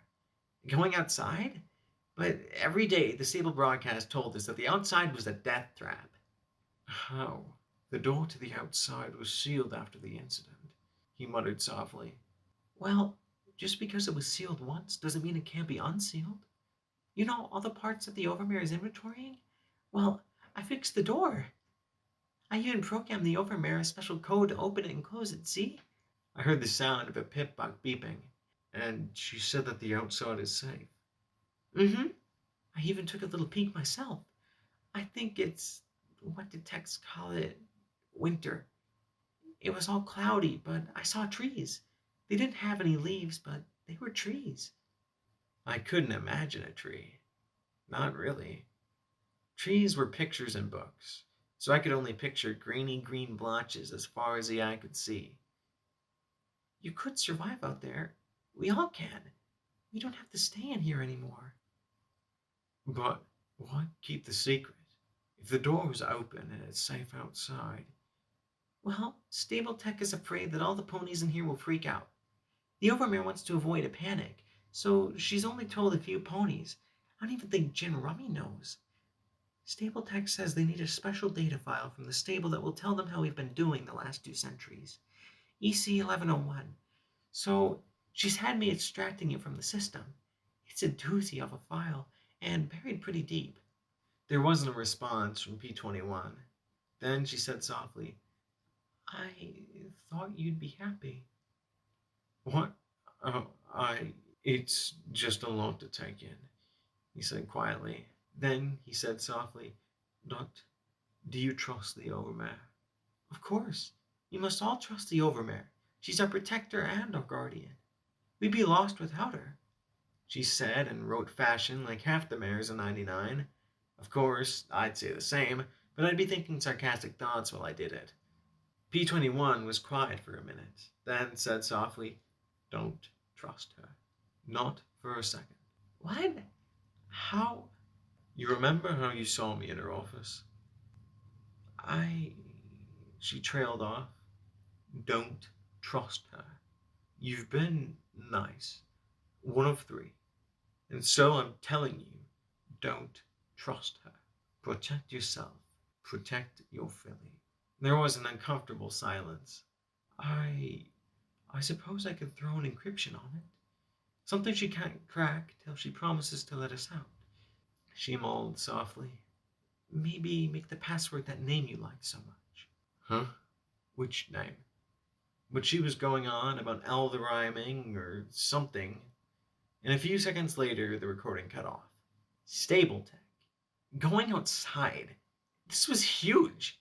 Epic. Real game changer. With Stable-Tech here, all the Overmare and Rivets' pony shit didn't matter. Maybe I wouldn't have to be security anymore. Maybe... Don't trust the Overmare. That was what P21 had said, and that was the look in his eye right now as he worked on picking the lock on the door.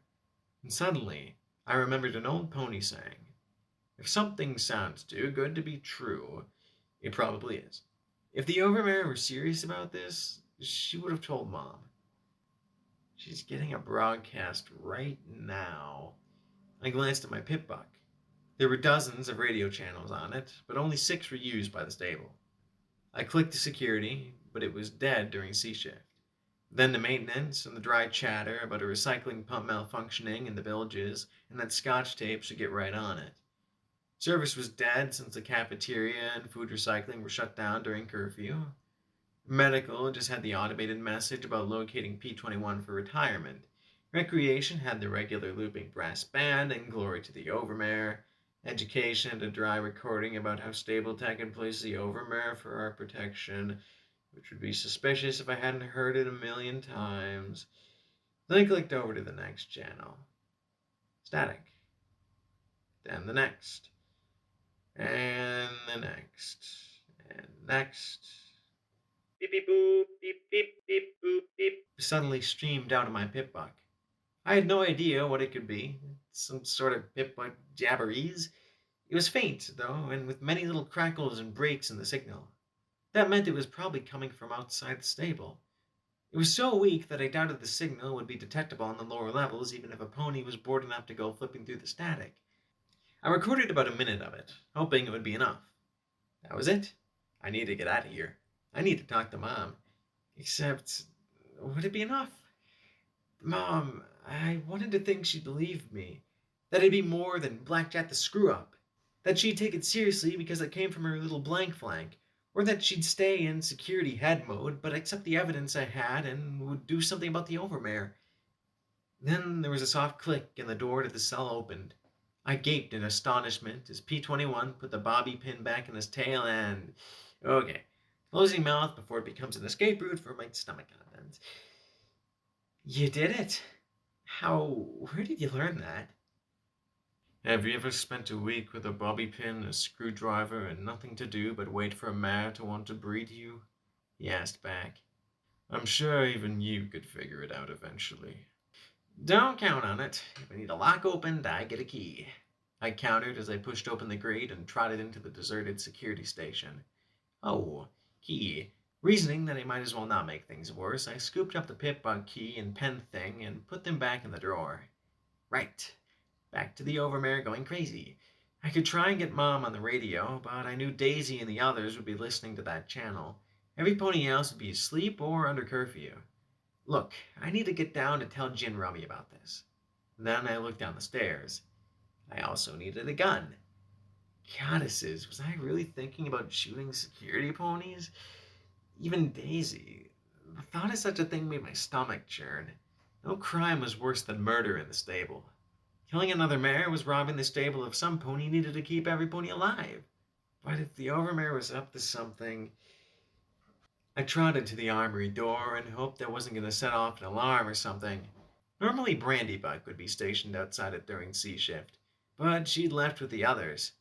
Can you open this? He glanced at it and then moved over to the terminal next to it. Maybe. With some time. Unlock the door with the terminal?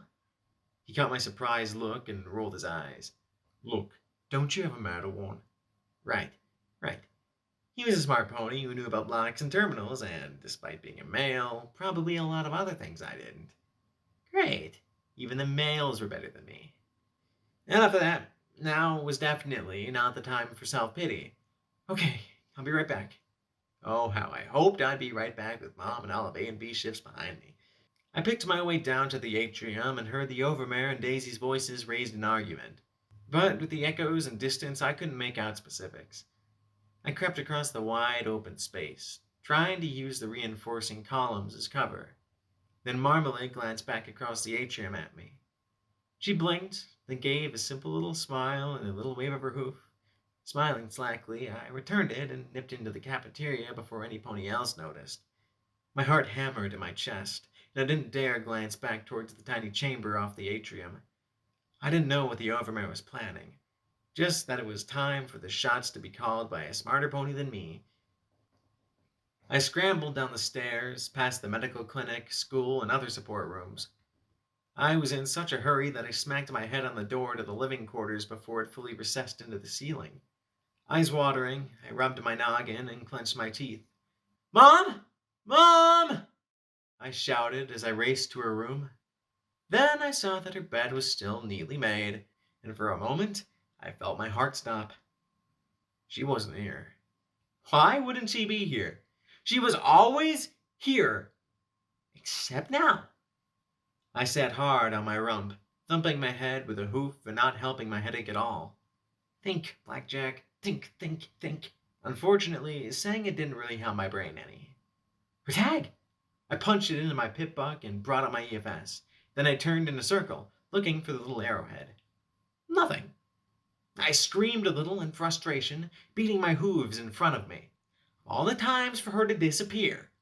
She could be blocking her tag. The head of security could do that, I think. Or she might be somewhere in the stable where she couldn't be traced. Oh, what if something happened to her? Oh, that didn't mean anything.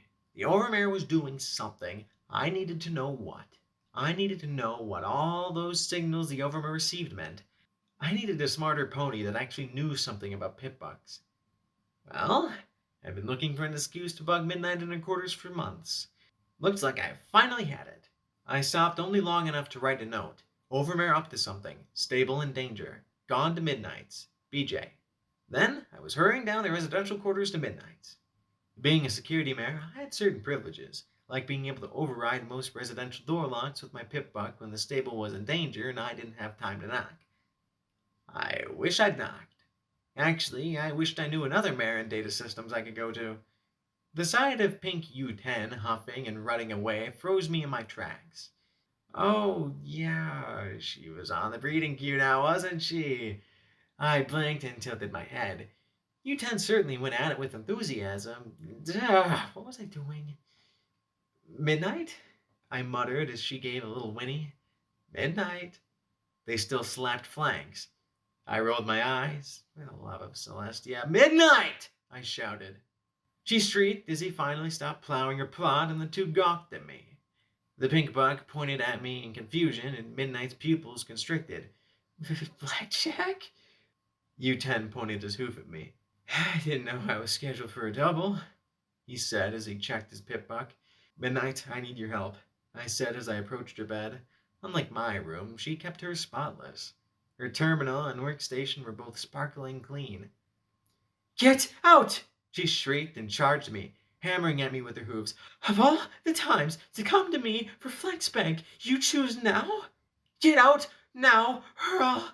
I grabbed her shoulders and stared right in her eyes. This isn't about FlexBank, okay? It's not about sex of any kind.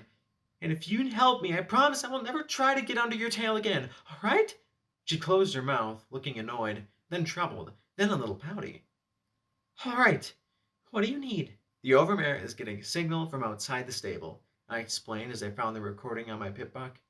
I need to know what it's saying. Playing the odd string of beeps and boops seemed to finally convince her I was serious.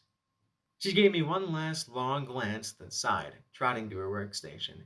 You're going to owe me so much for this, Blackjack, she muttered as she activated her terminal, her horns magic pressing keys infinitely faster than I could. She attached a cable to my pip buck. U10 hummed to himself as he stood patiently off to the side by the door, looking over Midnight's knickknacks. Midnight's roommate was nowhere to be seen. No surprise. I knew I wouldn't want to be around another mare on the queue. Probably. It's a stable tech transmission code, all right. Old one, too.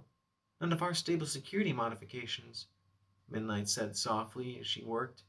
Time was crawling by, and I kept swapping my tag back and forth. Mom was off the system. Daisy was by the main entrance, I thought. So was the Overmare. Now Daisy was moving back to security? My ears twitched as I thought I heard something. One benefit of life in Stable 99 was that the quarters were nearly soundproofed. Shouldn't be hard to clean up, she said as she manipulated the file in her terminal. And done, she said triumphantly. Then she frowned. Wait, it's a text file. I blinked, leaning in to make sure I didn't mistake it. Stable Tech Security Forces incoming tonight, 0100 hours.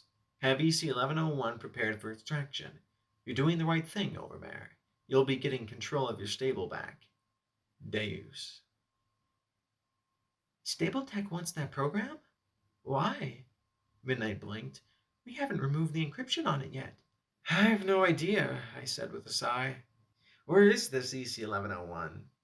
Wait, forget the file. In the stable communications mainframe. You can access it in Maintenance 1 outside the Overmare's office. Since we couldn't break its encryption, I had it bundled for transfer to a pip-buck. It's a weird file. I had to package it in a permanent rewrite protocol, she said in a rush. My ears twitched again at a distant sound. What was that noise, and why was my mane crawling? She must have taken my look for confusion because she simplified herself for me. Once you put that file on your PipBuck, there's no way to take it off. It'll be permanently etched into a PipBuck's data matrix. I looked at her. She was still talking about the file? I looked at my PipBuck. One of the most commonly used features was a chronometer. The time? 0122. There was a beep of an override on the door, and it hissed open. U10 smiled genially as he turned to face the door beside him. There were 500 ponies in stable 99. I might not know them all by name or even quite all of them by sight, but looking at the mare in the doorway, there was no possible way that she could have been from our stable. Her mottled hide was a stained and blemished yellow, decorated with scars and bite marks. The whites of her eyes were stained a solid piss yellow. Her mane had been pulled into bloody spikes. She wore barding made from strips of leather and tires and decorated with countless nails jutting out. Her reeking brown teeth curled in a grin of pure glee. And if any of us had the slightest doubt remaining, she blew off U10's head with a sawed-off single-barreled shotgun clenched in her jaws. Bits of blood, bone, and brain splattered over the both of us as the pink unicorn dropped in a thrashing heap. The mare spat out the gun, casually reloading it as she giggled, "Bang! You're dead!" She slurred around a bloody tongue. It looked chewed. Midnight stood there stunned and wetting herself. I was not far from that state myself, but, unlike her, I was security. The fear and horror I felt were unceremoniously shoved into the closet in the back of my brain where I put all the things I didn't want to think about, leaving me with enough wits to telekinetically pull out my baton just as the mare snapped the shotgun closed. With a crack, the glowing metal rod tore the bite grip from her rotten teeth and, from the sound of it, probably broke the firearm.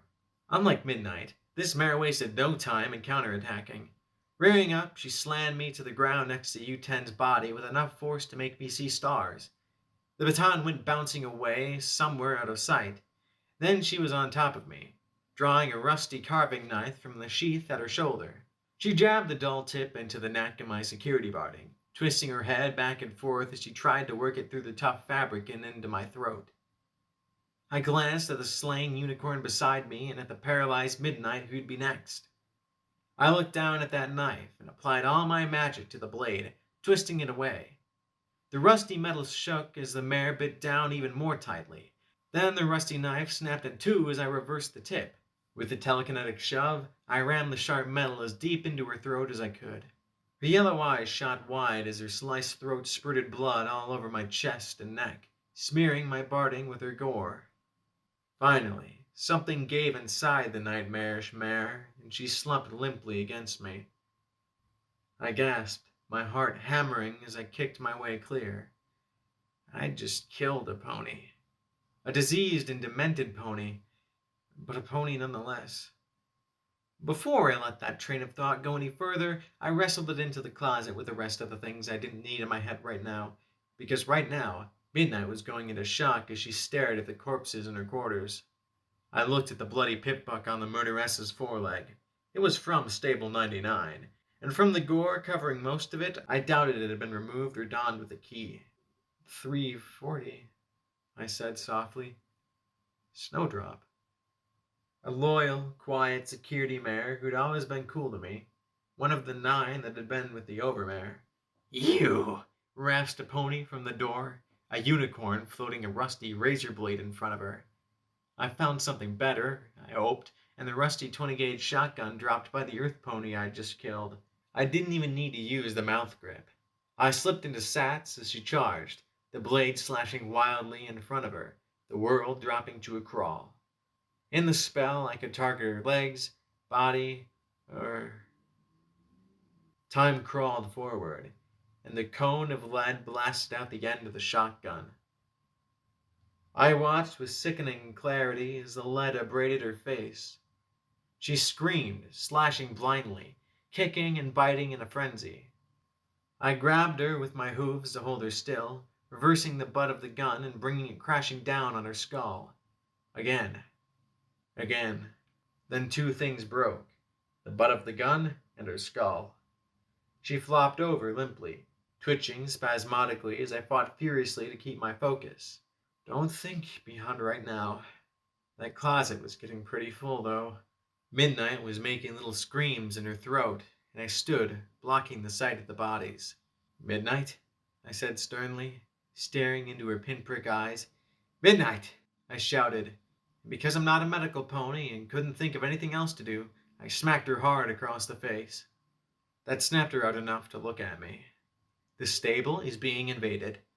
You've got to find security ponies and my mom and get every pony else down into the maintenance tunnels. Find Rivets. She can take care of every pony, okay? Find security.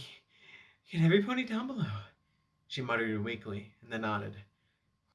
What are you going to do? That was a very good question.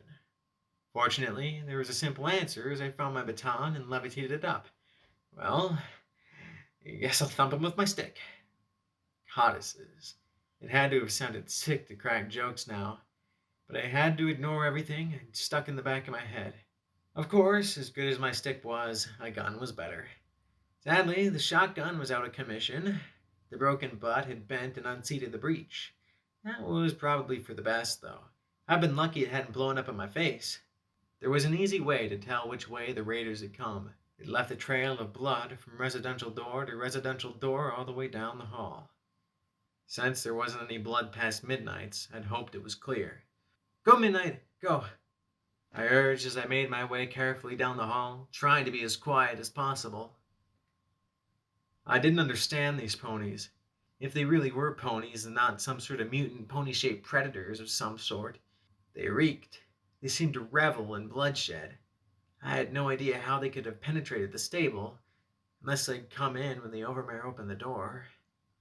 Inside one room, I saw a red bar moving towards the door, and I slipped into Sats. The second her head was in view, my glowing baton crushed her windpipe in a single lucky hit. Her yellow eyes bulged and rolled as she dropped a .38 revolver from her mouth.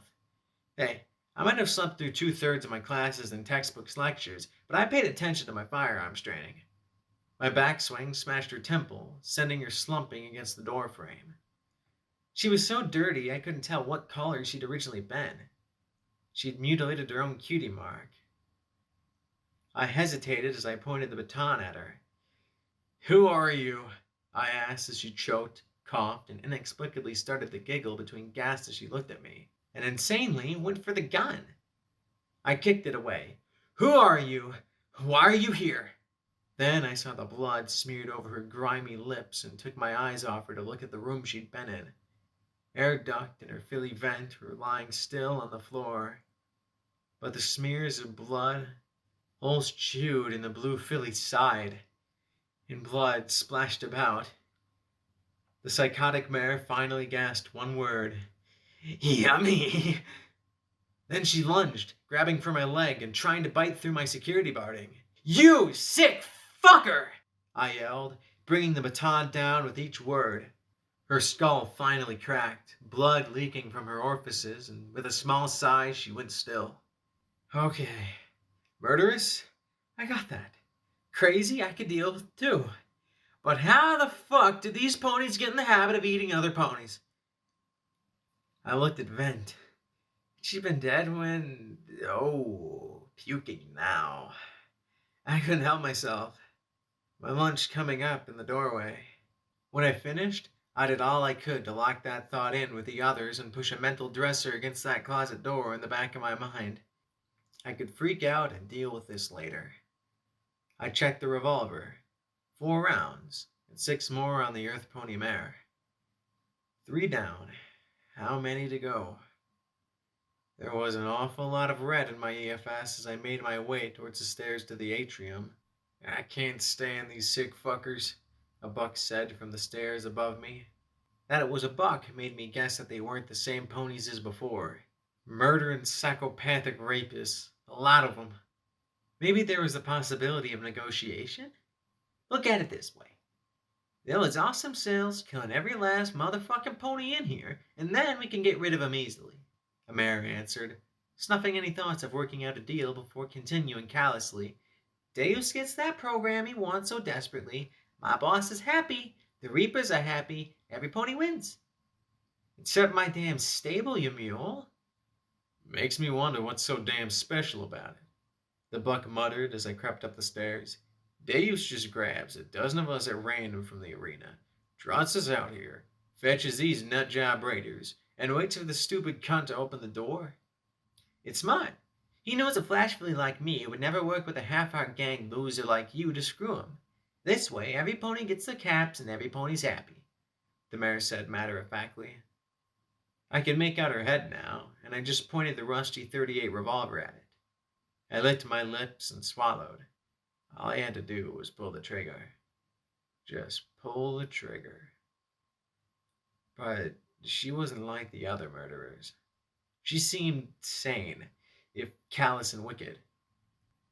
Somehow, I had no doubt she would have the same hesitation if I were on her sides. But that was the difference. If I killed her, I tried to push myself. The pale mare was dirty and streaked with blood, her shaggy black mane smeared with gore and some kind of grease. She had a necklace of cheap-looking gemstones. She was a pony, a person. How could I just shoot her? Then she glanced at me, and her eyes widened and then narrowed as she smiled. "Aw, a stable pony's got a piece. Bet you can't fire it," she said as she ducked her head to a leg holster and drew a weird metal box with a mouth grip. It didn't matter, though. If she was pointing it at me, I doubted it was anything good. And from the look in her eyes, the pale earth pony was dead certain I wouldn't fire back. I wasn't sure I could either. The shot was luck. Pure luck. It caught her in the left eye and blew a bloody chunk out behind her left ear and over the buck. Sprayed with brain and skull, the brown stallion staggered back as the pale mare dropped to the floor, muscles writhing a moment before going still. The buck levitated a piece of sharpened rebar like a spear as I tried for another shot, but the revolver gave an unhealthy ping of rust and stopped, hammer drawn back. I docked onto the deadly spur of metal and scrambled for the mare's strange box weapon thing.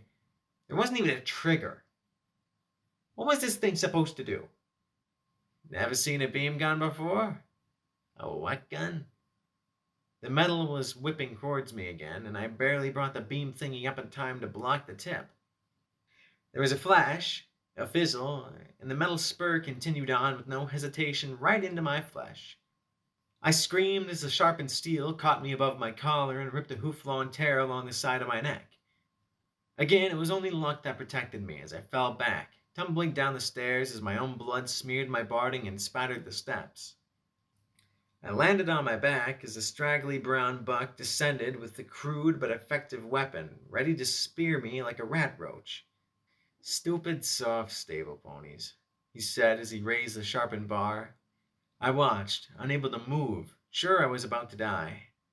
Then there was a resounding sound of a gunshot in the halls, and a hoof-sized hole appeared in his chest. His eyes popped wide as he jerked back, staring down the hall past me. "No pony kills ponies in my stable," Mom said firmly, her sidearm floating precisely over her eye. As her second bullet caught him in the face and tore off half his head, I doubted that she even needed sats. I stared at his body as all those thoughts I'd stuffed into that mental closet started to tear down the door. My throat began to work as I stared at the draining holes in his head. I had to do something. Something. Scream. Vomit. Wet myself. Curl up in a ball, sucking my hooves till this was all over. Something! "Blackjack?" Mom's voice cut through all that, and I tore myself away from the blown open corpse. "We still have a stable to save." Her calm words were a layer of concrete across the closet door in my mind. As much as I'd love to fall apart, I couldn't. Not now. Not in front of her.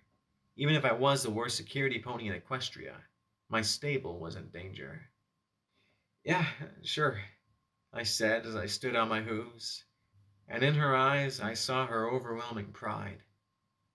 It helped reinforce that concrete. "So, is there a plan?" "A plan would be nice, so long as it wasn't my plan." "I still don't know what's going on or how these things got in here," she said as she checked her sidearm. "Some pony taught them the basics of how to use pip-bucks. They went right for security ponies' quarters. I'm just glad they didn't get far, distracted by all the foals to slaughter. Damn it, If I'd just been faster, I could have done done something. Yeah, but how'd they get them on? They would have had to. Oh, don't think about that. Okay, well, they're here because the Overmare let them in. And in that comment, I saw several fuses blown in my mom's mind. I'm pretty sure she wanted to use them to take on Rivets. Take on Rivets? Rivets is the head of maintenance. Well, tell it to the little psycho when we find her, I countered. She got duct tape to open the hatch and find something these invaders wanted. These ponies didn't just come here to kill. They came here for some program the Overmare found in the stable. A program? My mother asked with a frown. Why don't they just take it and leave? 'Cause they're evil? I suggested, looking up the stairs towards the atrium. She didn't laugh, but she did give me a ghost of a smile. If I can get to that terminal in Maintenance 1, I can put it on my pip bike and then do something. Something to get them to leave the stable. But what? Throw it out the main hatch and close it behind them? No, that wouldn't work. Why can't a smart pony figure this stuff out? I whined as Lock and Barrel, two A-shift security mares, came up with batons out. For them to leave, the program would have to leave too. Some pony would have to take it out. What if I took AC 1101 outside? They'd have to follow me then, wouldn't they? Don't be ridiculous, Blackjack. It's certain death outside, Mom retorted immediately. It's pretty reliable death in here, Mom. I mean, Miss Head Security Mare, ma'am, I fumbled, blushing a little. She swept me up in a hug. Okay, now I was blushing a lot. She quickly let me go, reddening herself. Mom never was good with being Mom. Not that she was a bad mom, just, nah. I have to get so many conflicting things going on in my brain right now. Jinrumi took point, going up to the atrium. As we advanced up the stairs, I heard a filly squeal. Harsh laughter filled the air as we reached the doorway. Carefully, we peeked around the corner. The invaders were on the far side of the atrium, right outside the door to the stable entry. At least a dozen or so mares were dead. From the smears of blood, they'd been dragged here from their quarters below. The door to security was clear. Come on, we can run for it, Locke said eagerly, then, without waiting, jumped out the doorway. The blue mare was fast. In recreation, she could do a lap around the exercise grounds in under a minute. This was at most 100 feet.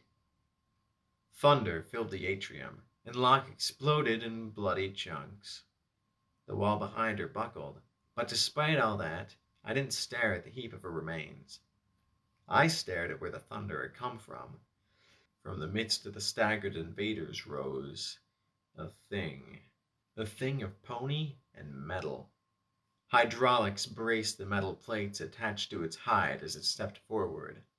For all its mass, it seemed to trot almost effortlessly.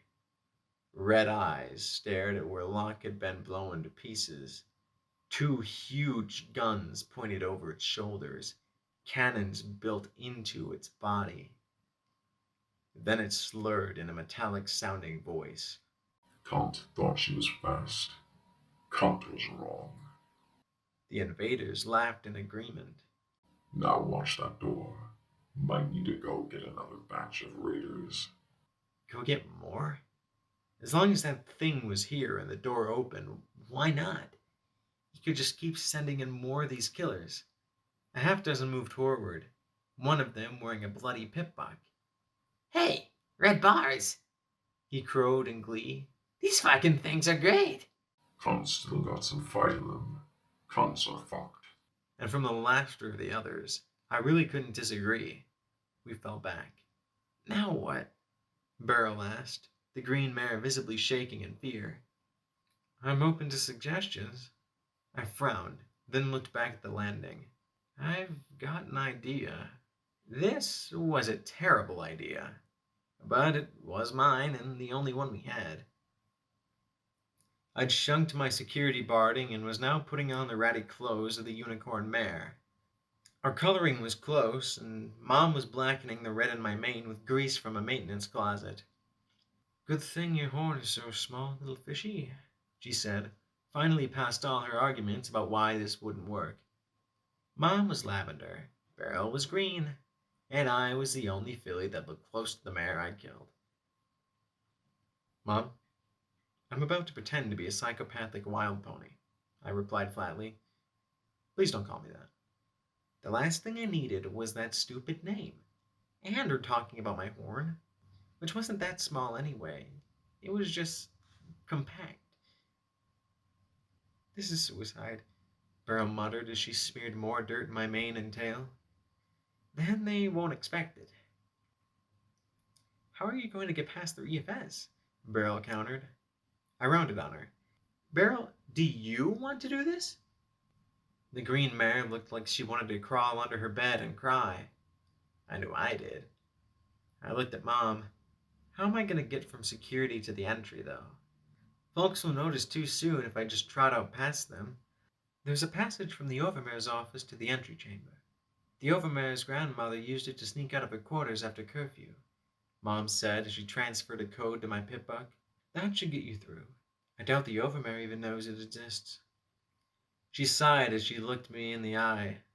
Are you sure you want to do this? I'm the only one who can, I replied evenly. It wasn't like there were countless pale security mares. The other two were Daisy and Snowdrop. So, if I make it, close up the stable as quick as you can. Heck, I'd reseal it if I were you. If that door opens again, 99 is doomed. I floated the weird box gun into my holster and checked one more time in the mirror to make sure my horn was covered by matted mane. This wasn't even barding. It was clothes. Rummaged together clothes to try and make some sort of intimidating outfit. I felt like a 2-bit trick pony. The only good thing was that it covered my cutie mark. There's no way I could mimic the 2 gold coins on the dead mare's rump. Making my way back towards the atrium, I heard a pony scream and some pony else cackle. She bit it off! I didn't have any time to speculate on who was biting what as I approached the door. Another pony yelled, Here comes another one! Don't fucking shoot! I bawled as I stepped out. There were a whole lot of guns and eyes on me as I gave up any and all thought of shooting. Hell, I didn't even have a weapon. It's me, I said, encouraged by the lack of gunfire. The feeling of pieces of luck under my hooves was simultaneously trying to make me throw up again and giving me a really, really good reason not to do anything that might break my cover. Two-bit, the buck wearing the bloody pip-buck said. That you? Of course, who the fuck do you think it is? I countered. My belligerent tone seemed to put him at a sullen ease. What the hell is going on down there? I thought the scum had taken out all their fighters, he said sourly. They got security ponies and are putting up a fight, I countered. Then a metallic voice greeted. Then what are you doing up here, cunt? I stared up at the metallic monster, and our eyes met. I heard a tiny whir as its red glowing eyes tracked my movements. I nearly died right there, because in that instant I almost forgot that I was supposed to be an earth pony. I ducked my head, bit the mouth guard, and pulled the damaged weapon from my holster. Apparently, something about that struck half the ponies as hilarious. Flashy lost a flash! The buck wearing the pip-buck roared in glee. I wanted to balk. Instead, I glared over the mouth guard, but the metal monster pony didn't find it funny. With shocking speed, it swatted the gun out of my mouth, and suddenly the only ponies laughing were the yellow-eyed mangy ponies with their insane giggles. Cunt doesn't have a gun. Cunt is useless then. Cunt should be fucked. Cunt. He placed an armor-plated hoof on the dropped weapon and leaned on it. The casing gave and flattened with a crunch. At the moment, I was pretty sure that I knew how it felt. I suddenly became very aware of one part of him that wasn't mechanical. A part that I was fairly sure was going to be inside me in a few seconds. I became aware of a whimper and looked over at a prone white shape. The Overmare. One of the filthy, yellow-eyed ponies was pinning her down and raping her, her mouth and flanks bloody. The idea was utterly alien to me, and I did all I could to tear my eyes away and hide my horror. Mares might occasionally force another mare against her will, a Class A crime. But for a buck to do that to a mare was... Focus, Blackjack. I'm not useless, I answered as evenly as I could. I heard one of these stable ponies talk about the program you want and where to get it. It's set for a one-time transfer onto these pip-buck things. So the little count wasn't lying. I told you, she sobbed as she lay like limp meat, blood streaking her muzzle and flanks alike. As much as I didn't want to get blown into pony pieces, I'd take it over that. I'll go get it for you, I said evenly. His red glowing eyes drilled into me.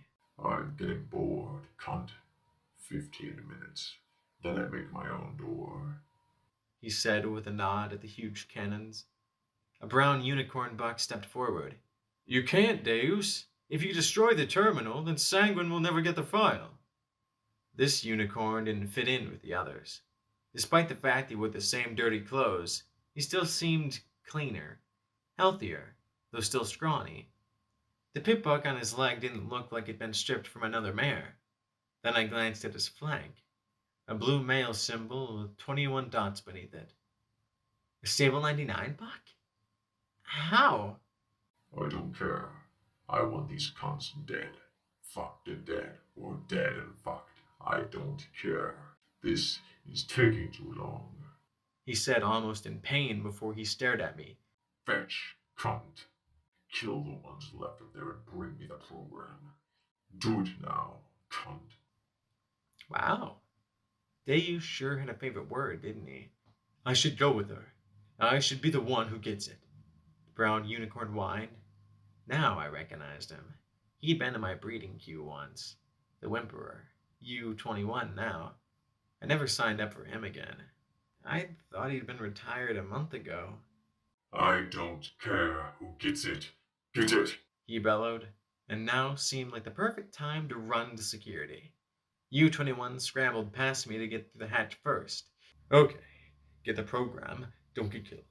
Get the program, don't get killed, he muttered. I stopped him at the foot of the stairs, hearing banging from above. What's going on up there? What's going on? Those two security mares who escaped barricaded themselves inside. That's what. He stared at me in confusion. I felt a little stir of glee. And Deus, as massive as he was, couldn't fit through the door and couldn't blast it bigger without the risk of breaking the program. Daisy made it? Of course she made it. She was too tough and mean to get killed by any pony. Daisy. His eyes popped wide, and he reached up a hoof to brush my matted mane aside to uncover my compact horn. Blackjack? That's me. How did he end up with... But my attempts at interrogation were for naught, as he opened his mouth wide to yell. I shoved my right hoof in his mouth. Really sorry about this, I apologized, then swung my pip-buck hard. The reinforced casing smacked his head once, twice, thrice. Finally, he went down in a quaking ball. Not concussed, but too traumatized at the moment to bring shit down on me. Like I said, really sorry. Unless he was involved in all this. I ran up to the security level and heard the yelling and banging. There was a door that divided the Overmare's office, armory, and some utility rooms from detention, briefing, and the gun range. The door itself had been forced open, but Daisy had barricaded it with a desk. Now a huge red mare with a fire axe was chopping her way through it. 3 more cheered her on, shouting encouragement as they either brandished their own weapons or giggled in glee. One dingy unicorn mare chewed on her own bloodied hoof as she rocked into place and fiddled with the security shotgun in her faltering magic glow. A second earth pony buck brandished an automatic pistol as he growled and spat cheers around the mouth grip. The last was another yellowed buck, grinning in glee and anticipation and knocking a baseball bat between his forelegs as the red mare chopped and chopped again. Hey, can I see that? I asked as I pointed a hoof of the shotgun and a grin at the mare. The pupils of her yellowed eyes were pinpricks. Who the fuck gave this mare a gun? She was tuning on the end of her leg so much that I thought she was going to nod right off. She gave a delighted giggle and pointed it at me. See? I nearly soiled myself as she pulled the trigger. At least no pony had been dumb enough to give her ammunition. Give me that, I said as I grabbed the floating weapon with my hooves. Her magic was shit and collapsed as I tugged it from her grasp. Where are the shells? I asked the automatic wielding buck. He arched a brow skeptically, looking at my empty holster. It broke, okay? He snorted and tossed me a small bag of 20-gauge buckshot shells. My horn glowed as I loaded the rounds into the gun. He spat his pistol into his holster. Just make sure you keep it away from that psycho, he said, not taking his eyes off the barricade and waving a foreleg at the mare I'd taken the shotgun from. Why the hell Davis brought them along, I'll never know. What's wrong with her? I asked. Who knows? Rated scum like her are all alike, he muttered. Once they get that way, they're as good as dead. He looked at me as I racked the shell into the chamber. You know how to use that thing? Then his eyes widened as he took in the glowing shotgun. Wait, weren't you... Yep, was all I replied. I looked him right in the eyes as I slipped into Sats and realized what I was about to do. What I was really about to do. The sane raiders I'd killed had been attacking me, and she'd died more by accident than anything. But now, with time practically frozen, I looked into his eyes and deliberately toggled 2 shotgun blasts to the head. It was still self-defense. I was security and I was protecting my sable. It didn't make it any easier, but it did make it possible. Time returned, moving as if in molasses. The stable tech assisted targeting spell slowly discharged, and I watched the cone of lead fan out in the narrow wedge of death. I watched his flesh pulverize and tear away around each pellet, his head deform, and blood and bone fly away behind him. The second shot repeated the devastation, and I watched in horrified fascination as his head detached completely and he dropped like a sack of meat. I stood there for a second, staring in shock. I just decapitated a pony. It was a second too long. With a scream, the mare with a bloody hoof launched herself at me as the buck with a baseball bat swung it wildly. The clothes I wore were little protection against the heavy impacts of the bat. Sweet Celestia, he'd driven nails through the end. I cried out in pain as the rusty links pierced deep into my shoulder. This seemed to make the mare enter into a frenzy of biting and chewing, snapping at my neck as I tried to shove her away. The only upside was that, with the 2 crowding me, the mare with the fire axe couldn't chop me down. Unfortunately, she had the presence of mind to dive for the dropped automatic. Sats took a while to recharge, so in the meantime I backpedaled for the stairs, firing wildly at the bat and pair. One of the perks of a shotgun was that close was good enough in tight quarters like this. The shotgun held 5 more shells, and I pumped them out as rapidly as I could, the buckshot peppering them with oozing wounds. It was nowhere near as effective as the first 2 shots, though. Sats's accuracy was truly terrifying. I was glad that none of these ponies seemed to have access to it or knew what it could do. The buck went down with the 4th round, giggling even as foamy blood poured out of his mouth. The 5th shot missed the mare entirely, and she slammed her bloody hooves against me in a frenzy, cackling all the while. I saw the red mare pick up the dropped automatic pistol and turn towards me. I don't have time for this, I shouted, throwing my hooves around the frenzied mare's throat and twisting as my horn furiously scrambled to reload. The pistol's 9mm rounds thumped into the mare with abandon. Clearly, these psychotic mares were disposable. She didn't even seem to realize she was shot, but I certainly did as I felt the bite of one that traveled through my temporary shield. Hugs! The mare rattled in my ear before she slowly slumped down out of my grasp. Fortunately, I'd reloaded my weapon, and the red mare seemed to realize that shotgun trumped pistol and axe. I fired as rapidly as I could as she snatched her axe in her mouth and raced across the briefing room. Reloading, I ran to the door. There were a few offices and detention through here. She could beat. Then there was a bang behind me, and 10 red-hot needles stabbed into my rump. Screw this plan. I was never, ever going without Barding again. I saw the honey yellow glow around the shotgun and cried out, Marmalade! It's Blackjack! Stop shooting me! I could feel the burn of the pellets in my backside. Sweet Celestia, I'd never get shot again if I could help it. I slumped as I heard the barricade being drawn back. The red bar wasn't moving towards the door. Maybe she was waiting for help to arrive? It didn't matter. In just a second, Daisy would smash my rear legs out from under me, kick me on my back, and knock the wind out of me with a blow to my gut. Okay, not what I had been expecting. I screamed as I rolled over onto my back, just in time to block her next strike with the reinforced casing on my pitbuck. Daisy, it's me, Blackjack! I coughed and sputtered. She looked at me coolly, spitting out her baton and twirling on its loop around her hoof. I know. If we're all about to die, at least I get the pleasure of finishing you off. I stared up at her, and oddly, the word Deus was so fond of roared through my mind. My anger was enough to get a little more oomph from my horn, and I grabbed her baton, using the loop to twist her foreleg in and up. Overbalanced, she crashed forward on her side, and I rose, pressing the shotgun to her face.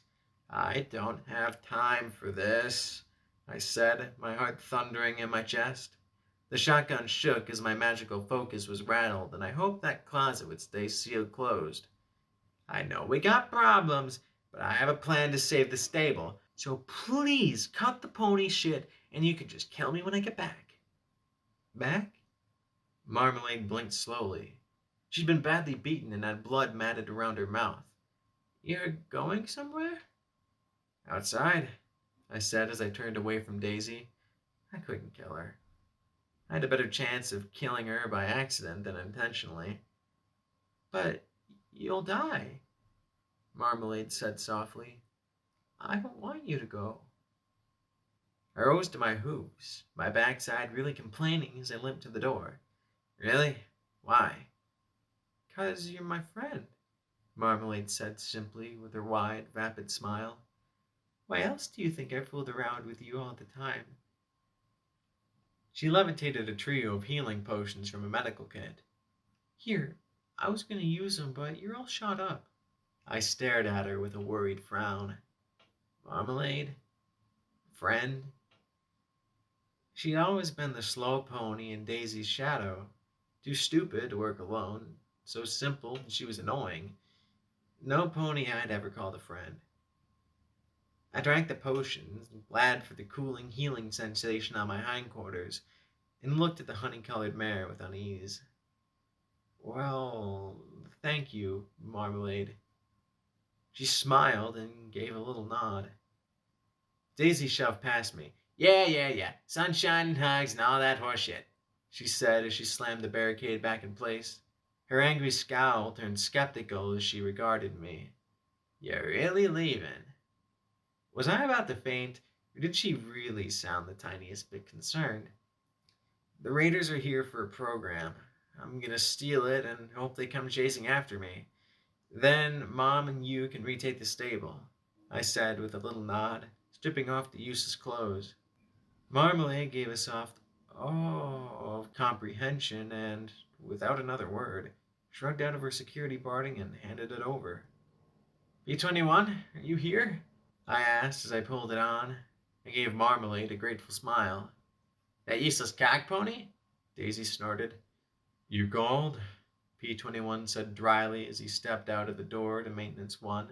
There was an unmistakable smug look on his face at the shocked expression on Daisy's face. His eyes met mine and his smug expression disappeared. You changed your mind. You're retiring me after all, he said flatly as he glared at me. Daisy chuckled in glee. Now we're talking. Just hold still, she said, taking a step towards P-21. P-21 slowly limped backwards. You never pass up a chance to break a mail, do you? Mail? I never miss a chance to break any pony, Daisy said with a sharp grin. Okay, this nonsense needed to stop now. I racked the shell into the shotgun, and Daisy turned to look at me. I had to be careful. I only had a dozen or so shells left and wasn't going to rob Marmalade. The armory door was still closed tight. Probably needed the overmares or Mom's personal coach to open it. I thought of the cornucopia of weapons stored for an incident and thumped my hoof against the floor. Look, now really isn't the time, I said firmly. Okay, if I was being the voice of maturity, then Stable 99 was officially doomed. I looked at P-21. The plans changed a little. You're still getting out of here, but I'm going with you. Not happening. You're big, noisy, obnoxious, he stated flatly. Ugly, oh, and fat, Daisy threw in. Really lazy and a bit of a lech, Marmalade added. And her horn's so tiny. Hey, And female, he concluded in a tone of finality. Okay, didn't I have an ego? Oh yeah, there it was. That mashed up thing on the floor. Maybe, but I'm also the pony with the plan. Here it is. I get the program. I run out of here with all of them chasing me. Mom and the rest of security push them all out. Door gets sealed forever. If you think you can sneak past and make it outside on your own at any point in that plan, feel free. Otherwise, I'm going with you, I said as I thumped his chest. P-21 glared in return. Sweet Celestia, what was his problem? Fine, he finally muttered. But after we're out, you're on your own. Right, probably for the best anyway. So, Midnight said that there was a program on the terminals up here, EC1101. I need you to transfer it to my pip-buck. He nodded with a scowl and led me into the little closet dignified with the name of Maintenance 1. There was barely enough room for both of us as he connected my pip-buck to the machines. I noticed Daisy following, walking a little stiffly. What's the matter with you? She flushed furiously. Go buck yourself, Blackjack. Sodomize, P-21 said simply. I was really glad that Daisy didn't have a shotgun at that moment. She did, however, launch herself at P-21 with the clear intention of smashing him into blue jelly. I was barely able to stop her. What, was he trying to get killed? How'd you know? Marmalade asked curiously, but he just gave her a flat look and went back to work. Rude. I watched him work. I wonder what it does. Opens a camera, Marmalade said, looking hopeful that she was being helpful. Well, that's what they said it did. What? I shook my head. This was Marmalade, after all. Never mind. Is it transferred? Almost. And there's a whole bunch of overmare files here I'm adding, just in case. I always thought it was cute how it looked like Earth ponies were prancing on the keys with the tips of their hooves. And then he pushed one more button. The stable around me vanished as my earfest went crazy. Whoa, whoa, whoa! Hey, what's going on? Columns of numbers and diagrams and maps, and what the hell was that supposed to be? All flashed by one after the other. Then, as quickly as it began, it ended. A tiny cursor appeared. Permanent transfer completed. EC1101 transferred. Warning. Unknown encryption detected. Warning. Biomedical peripheral insufficient. Warning. Navigational data unavailable. Warning. Equestria net data connection not available. Please commence manual transmission. Please, what? I opened my mouth to see if a smart pony might have an explanation for what just happened, but at the moment there's a roar from the atrium followed by an explosion that shook my teeth. I suspected that Deus had gotten tired of waiting. Okay, the running part of the plan. Problem? He muttered, pointing at his injured leg. Yeah, that. I pulled out another syringe of Med-X, jabbed it into his leg, and injected the painkiller. Problem solved. I could have used some on myself. I had a hell of a headache from that light show. We moved into the Overmare's office. The room looked ransacked. It had probably been searched before Daisy and Marmalade got away. They hadn't guessed the program was in a little room right next door.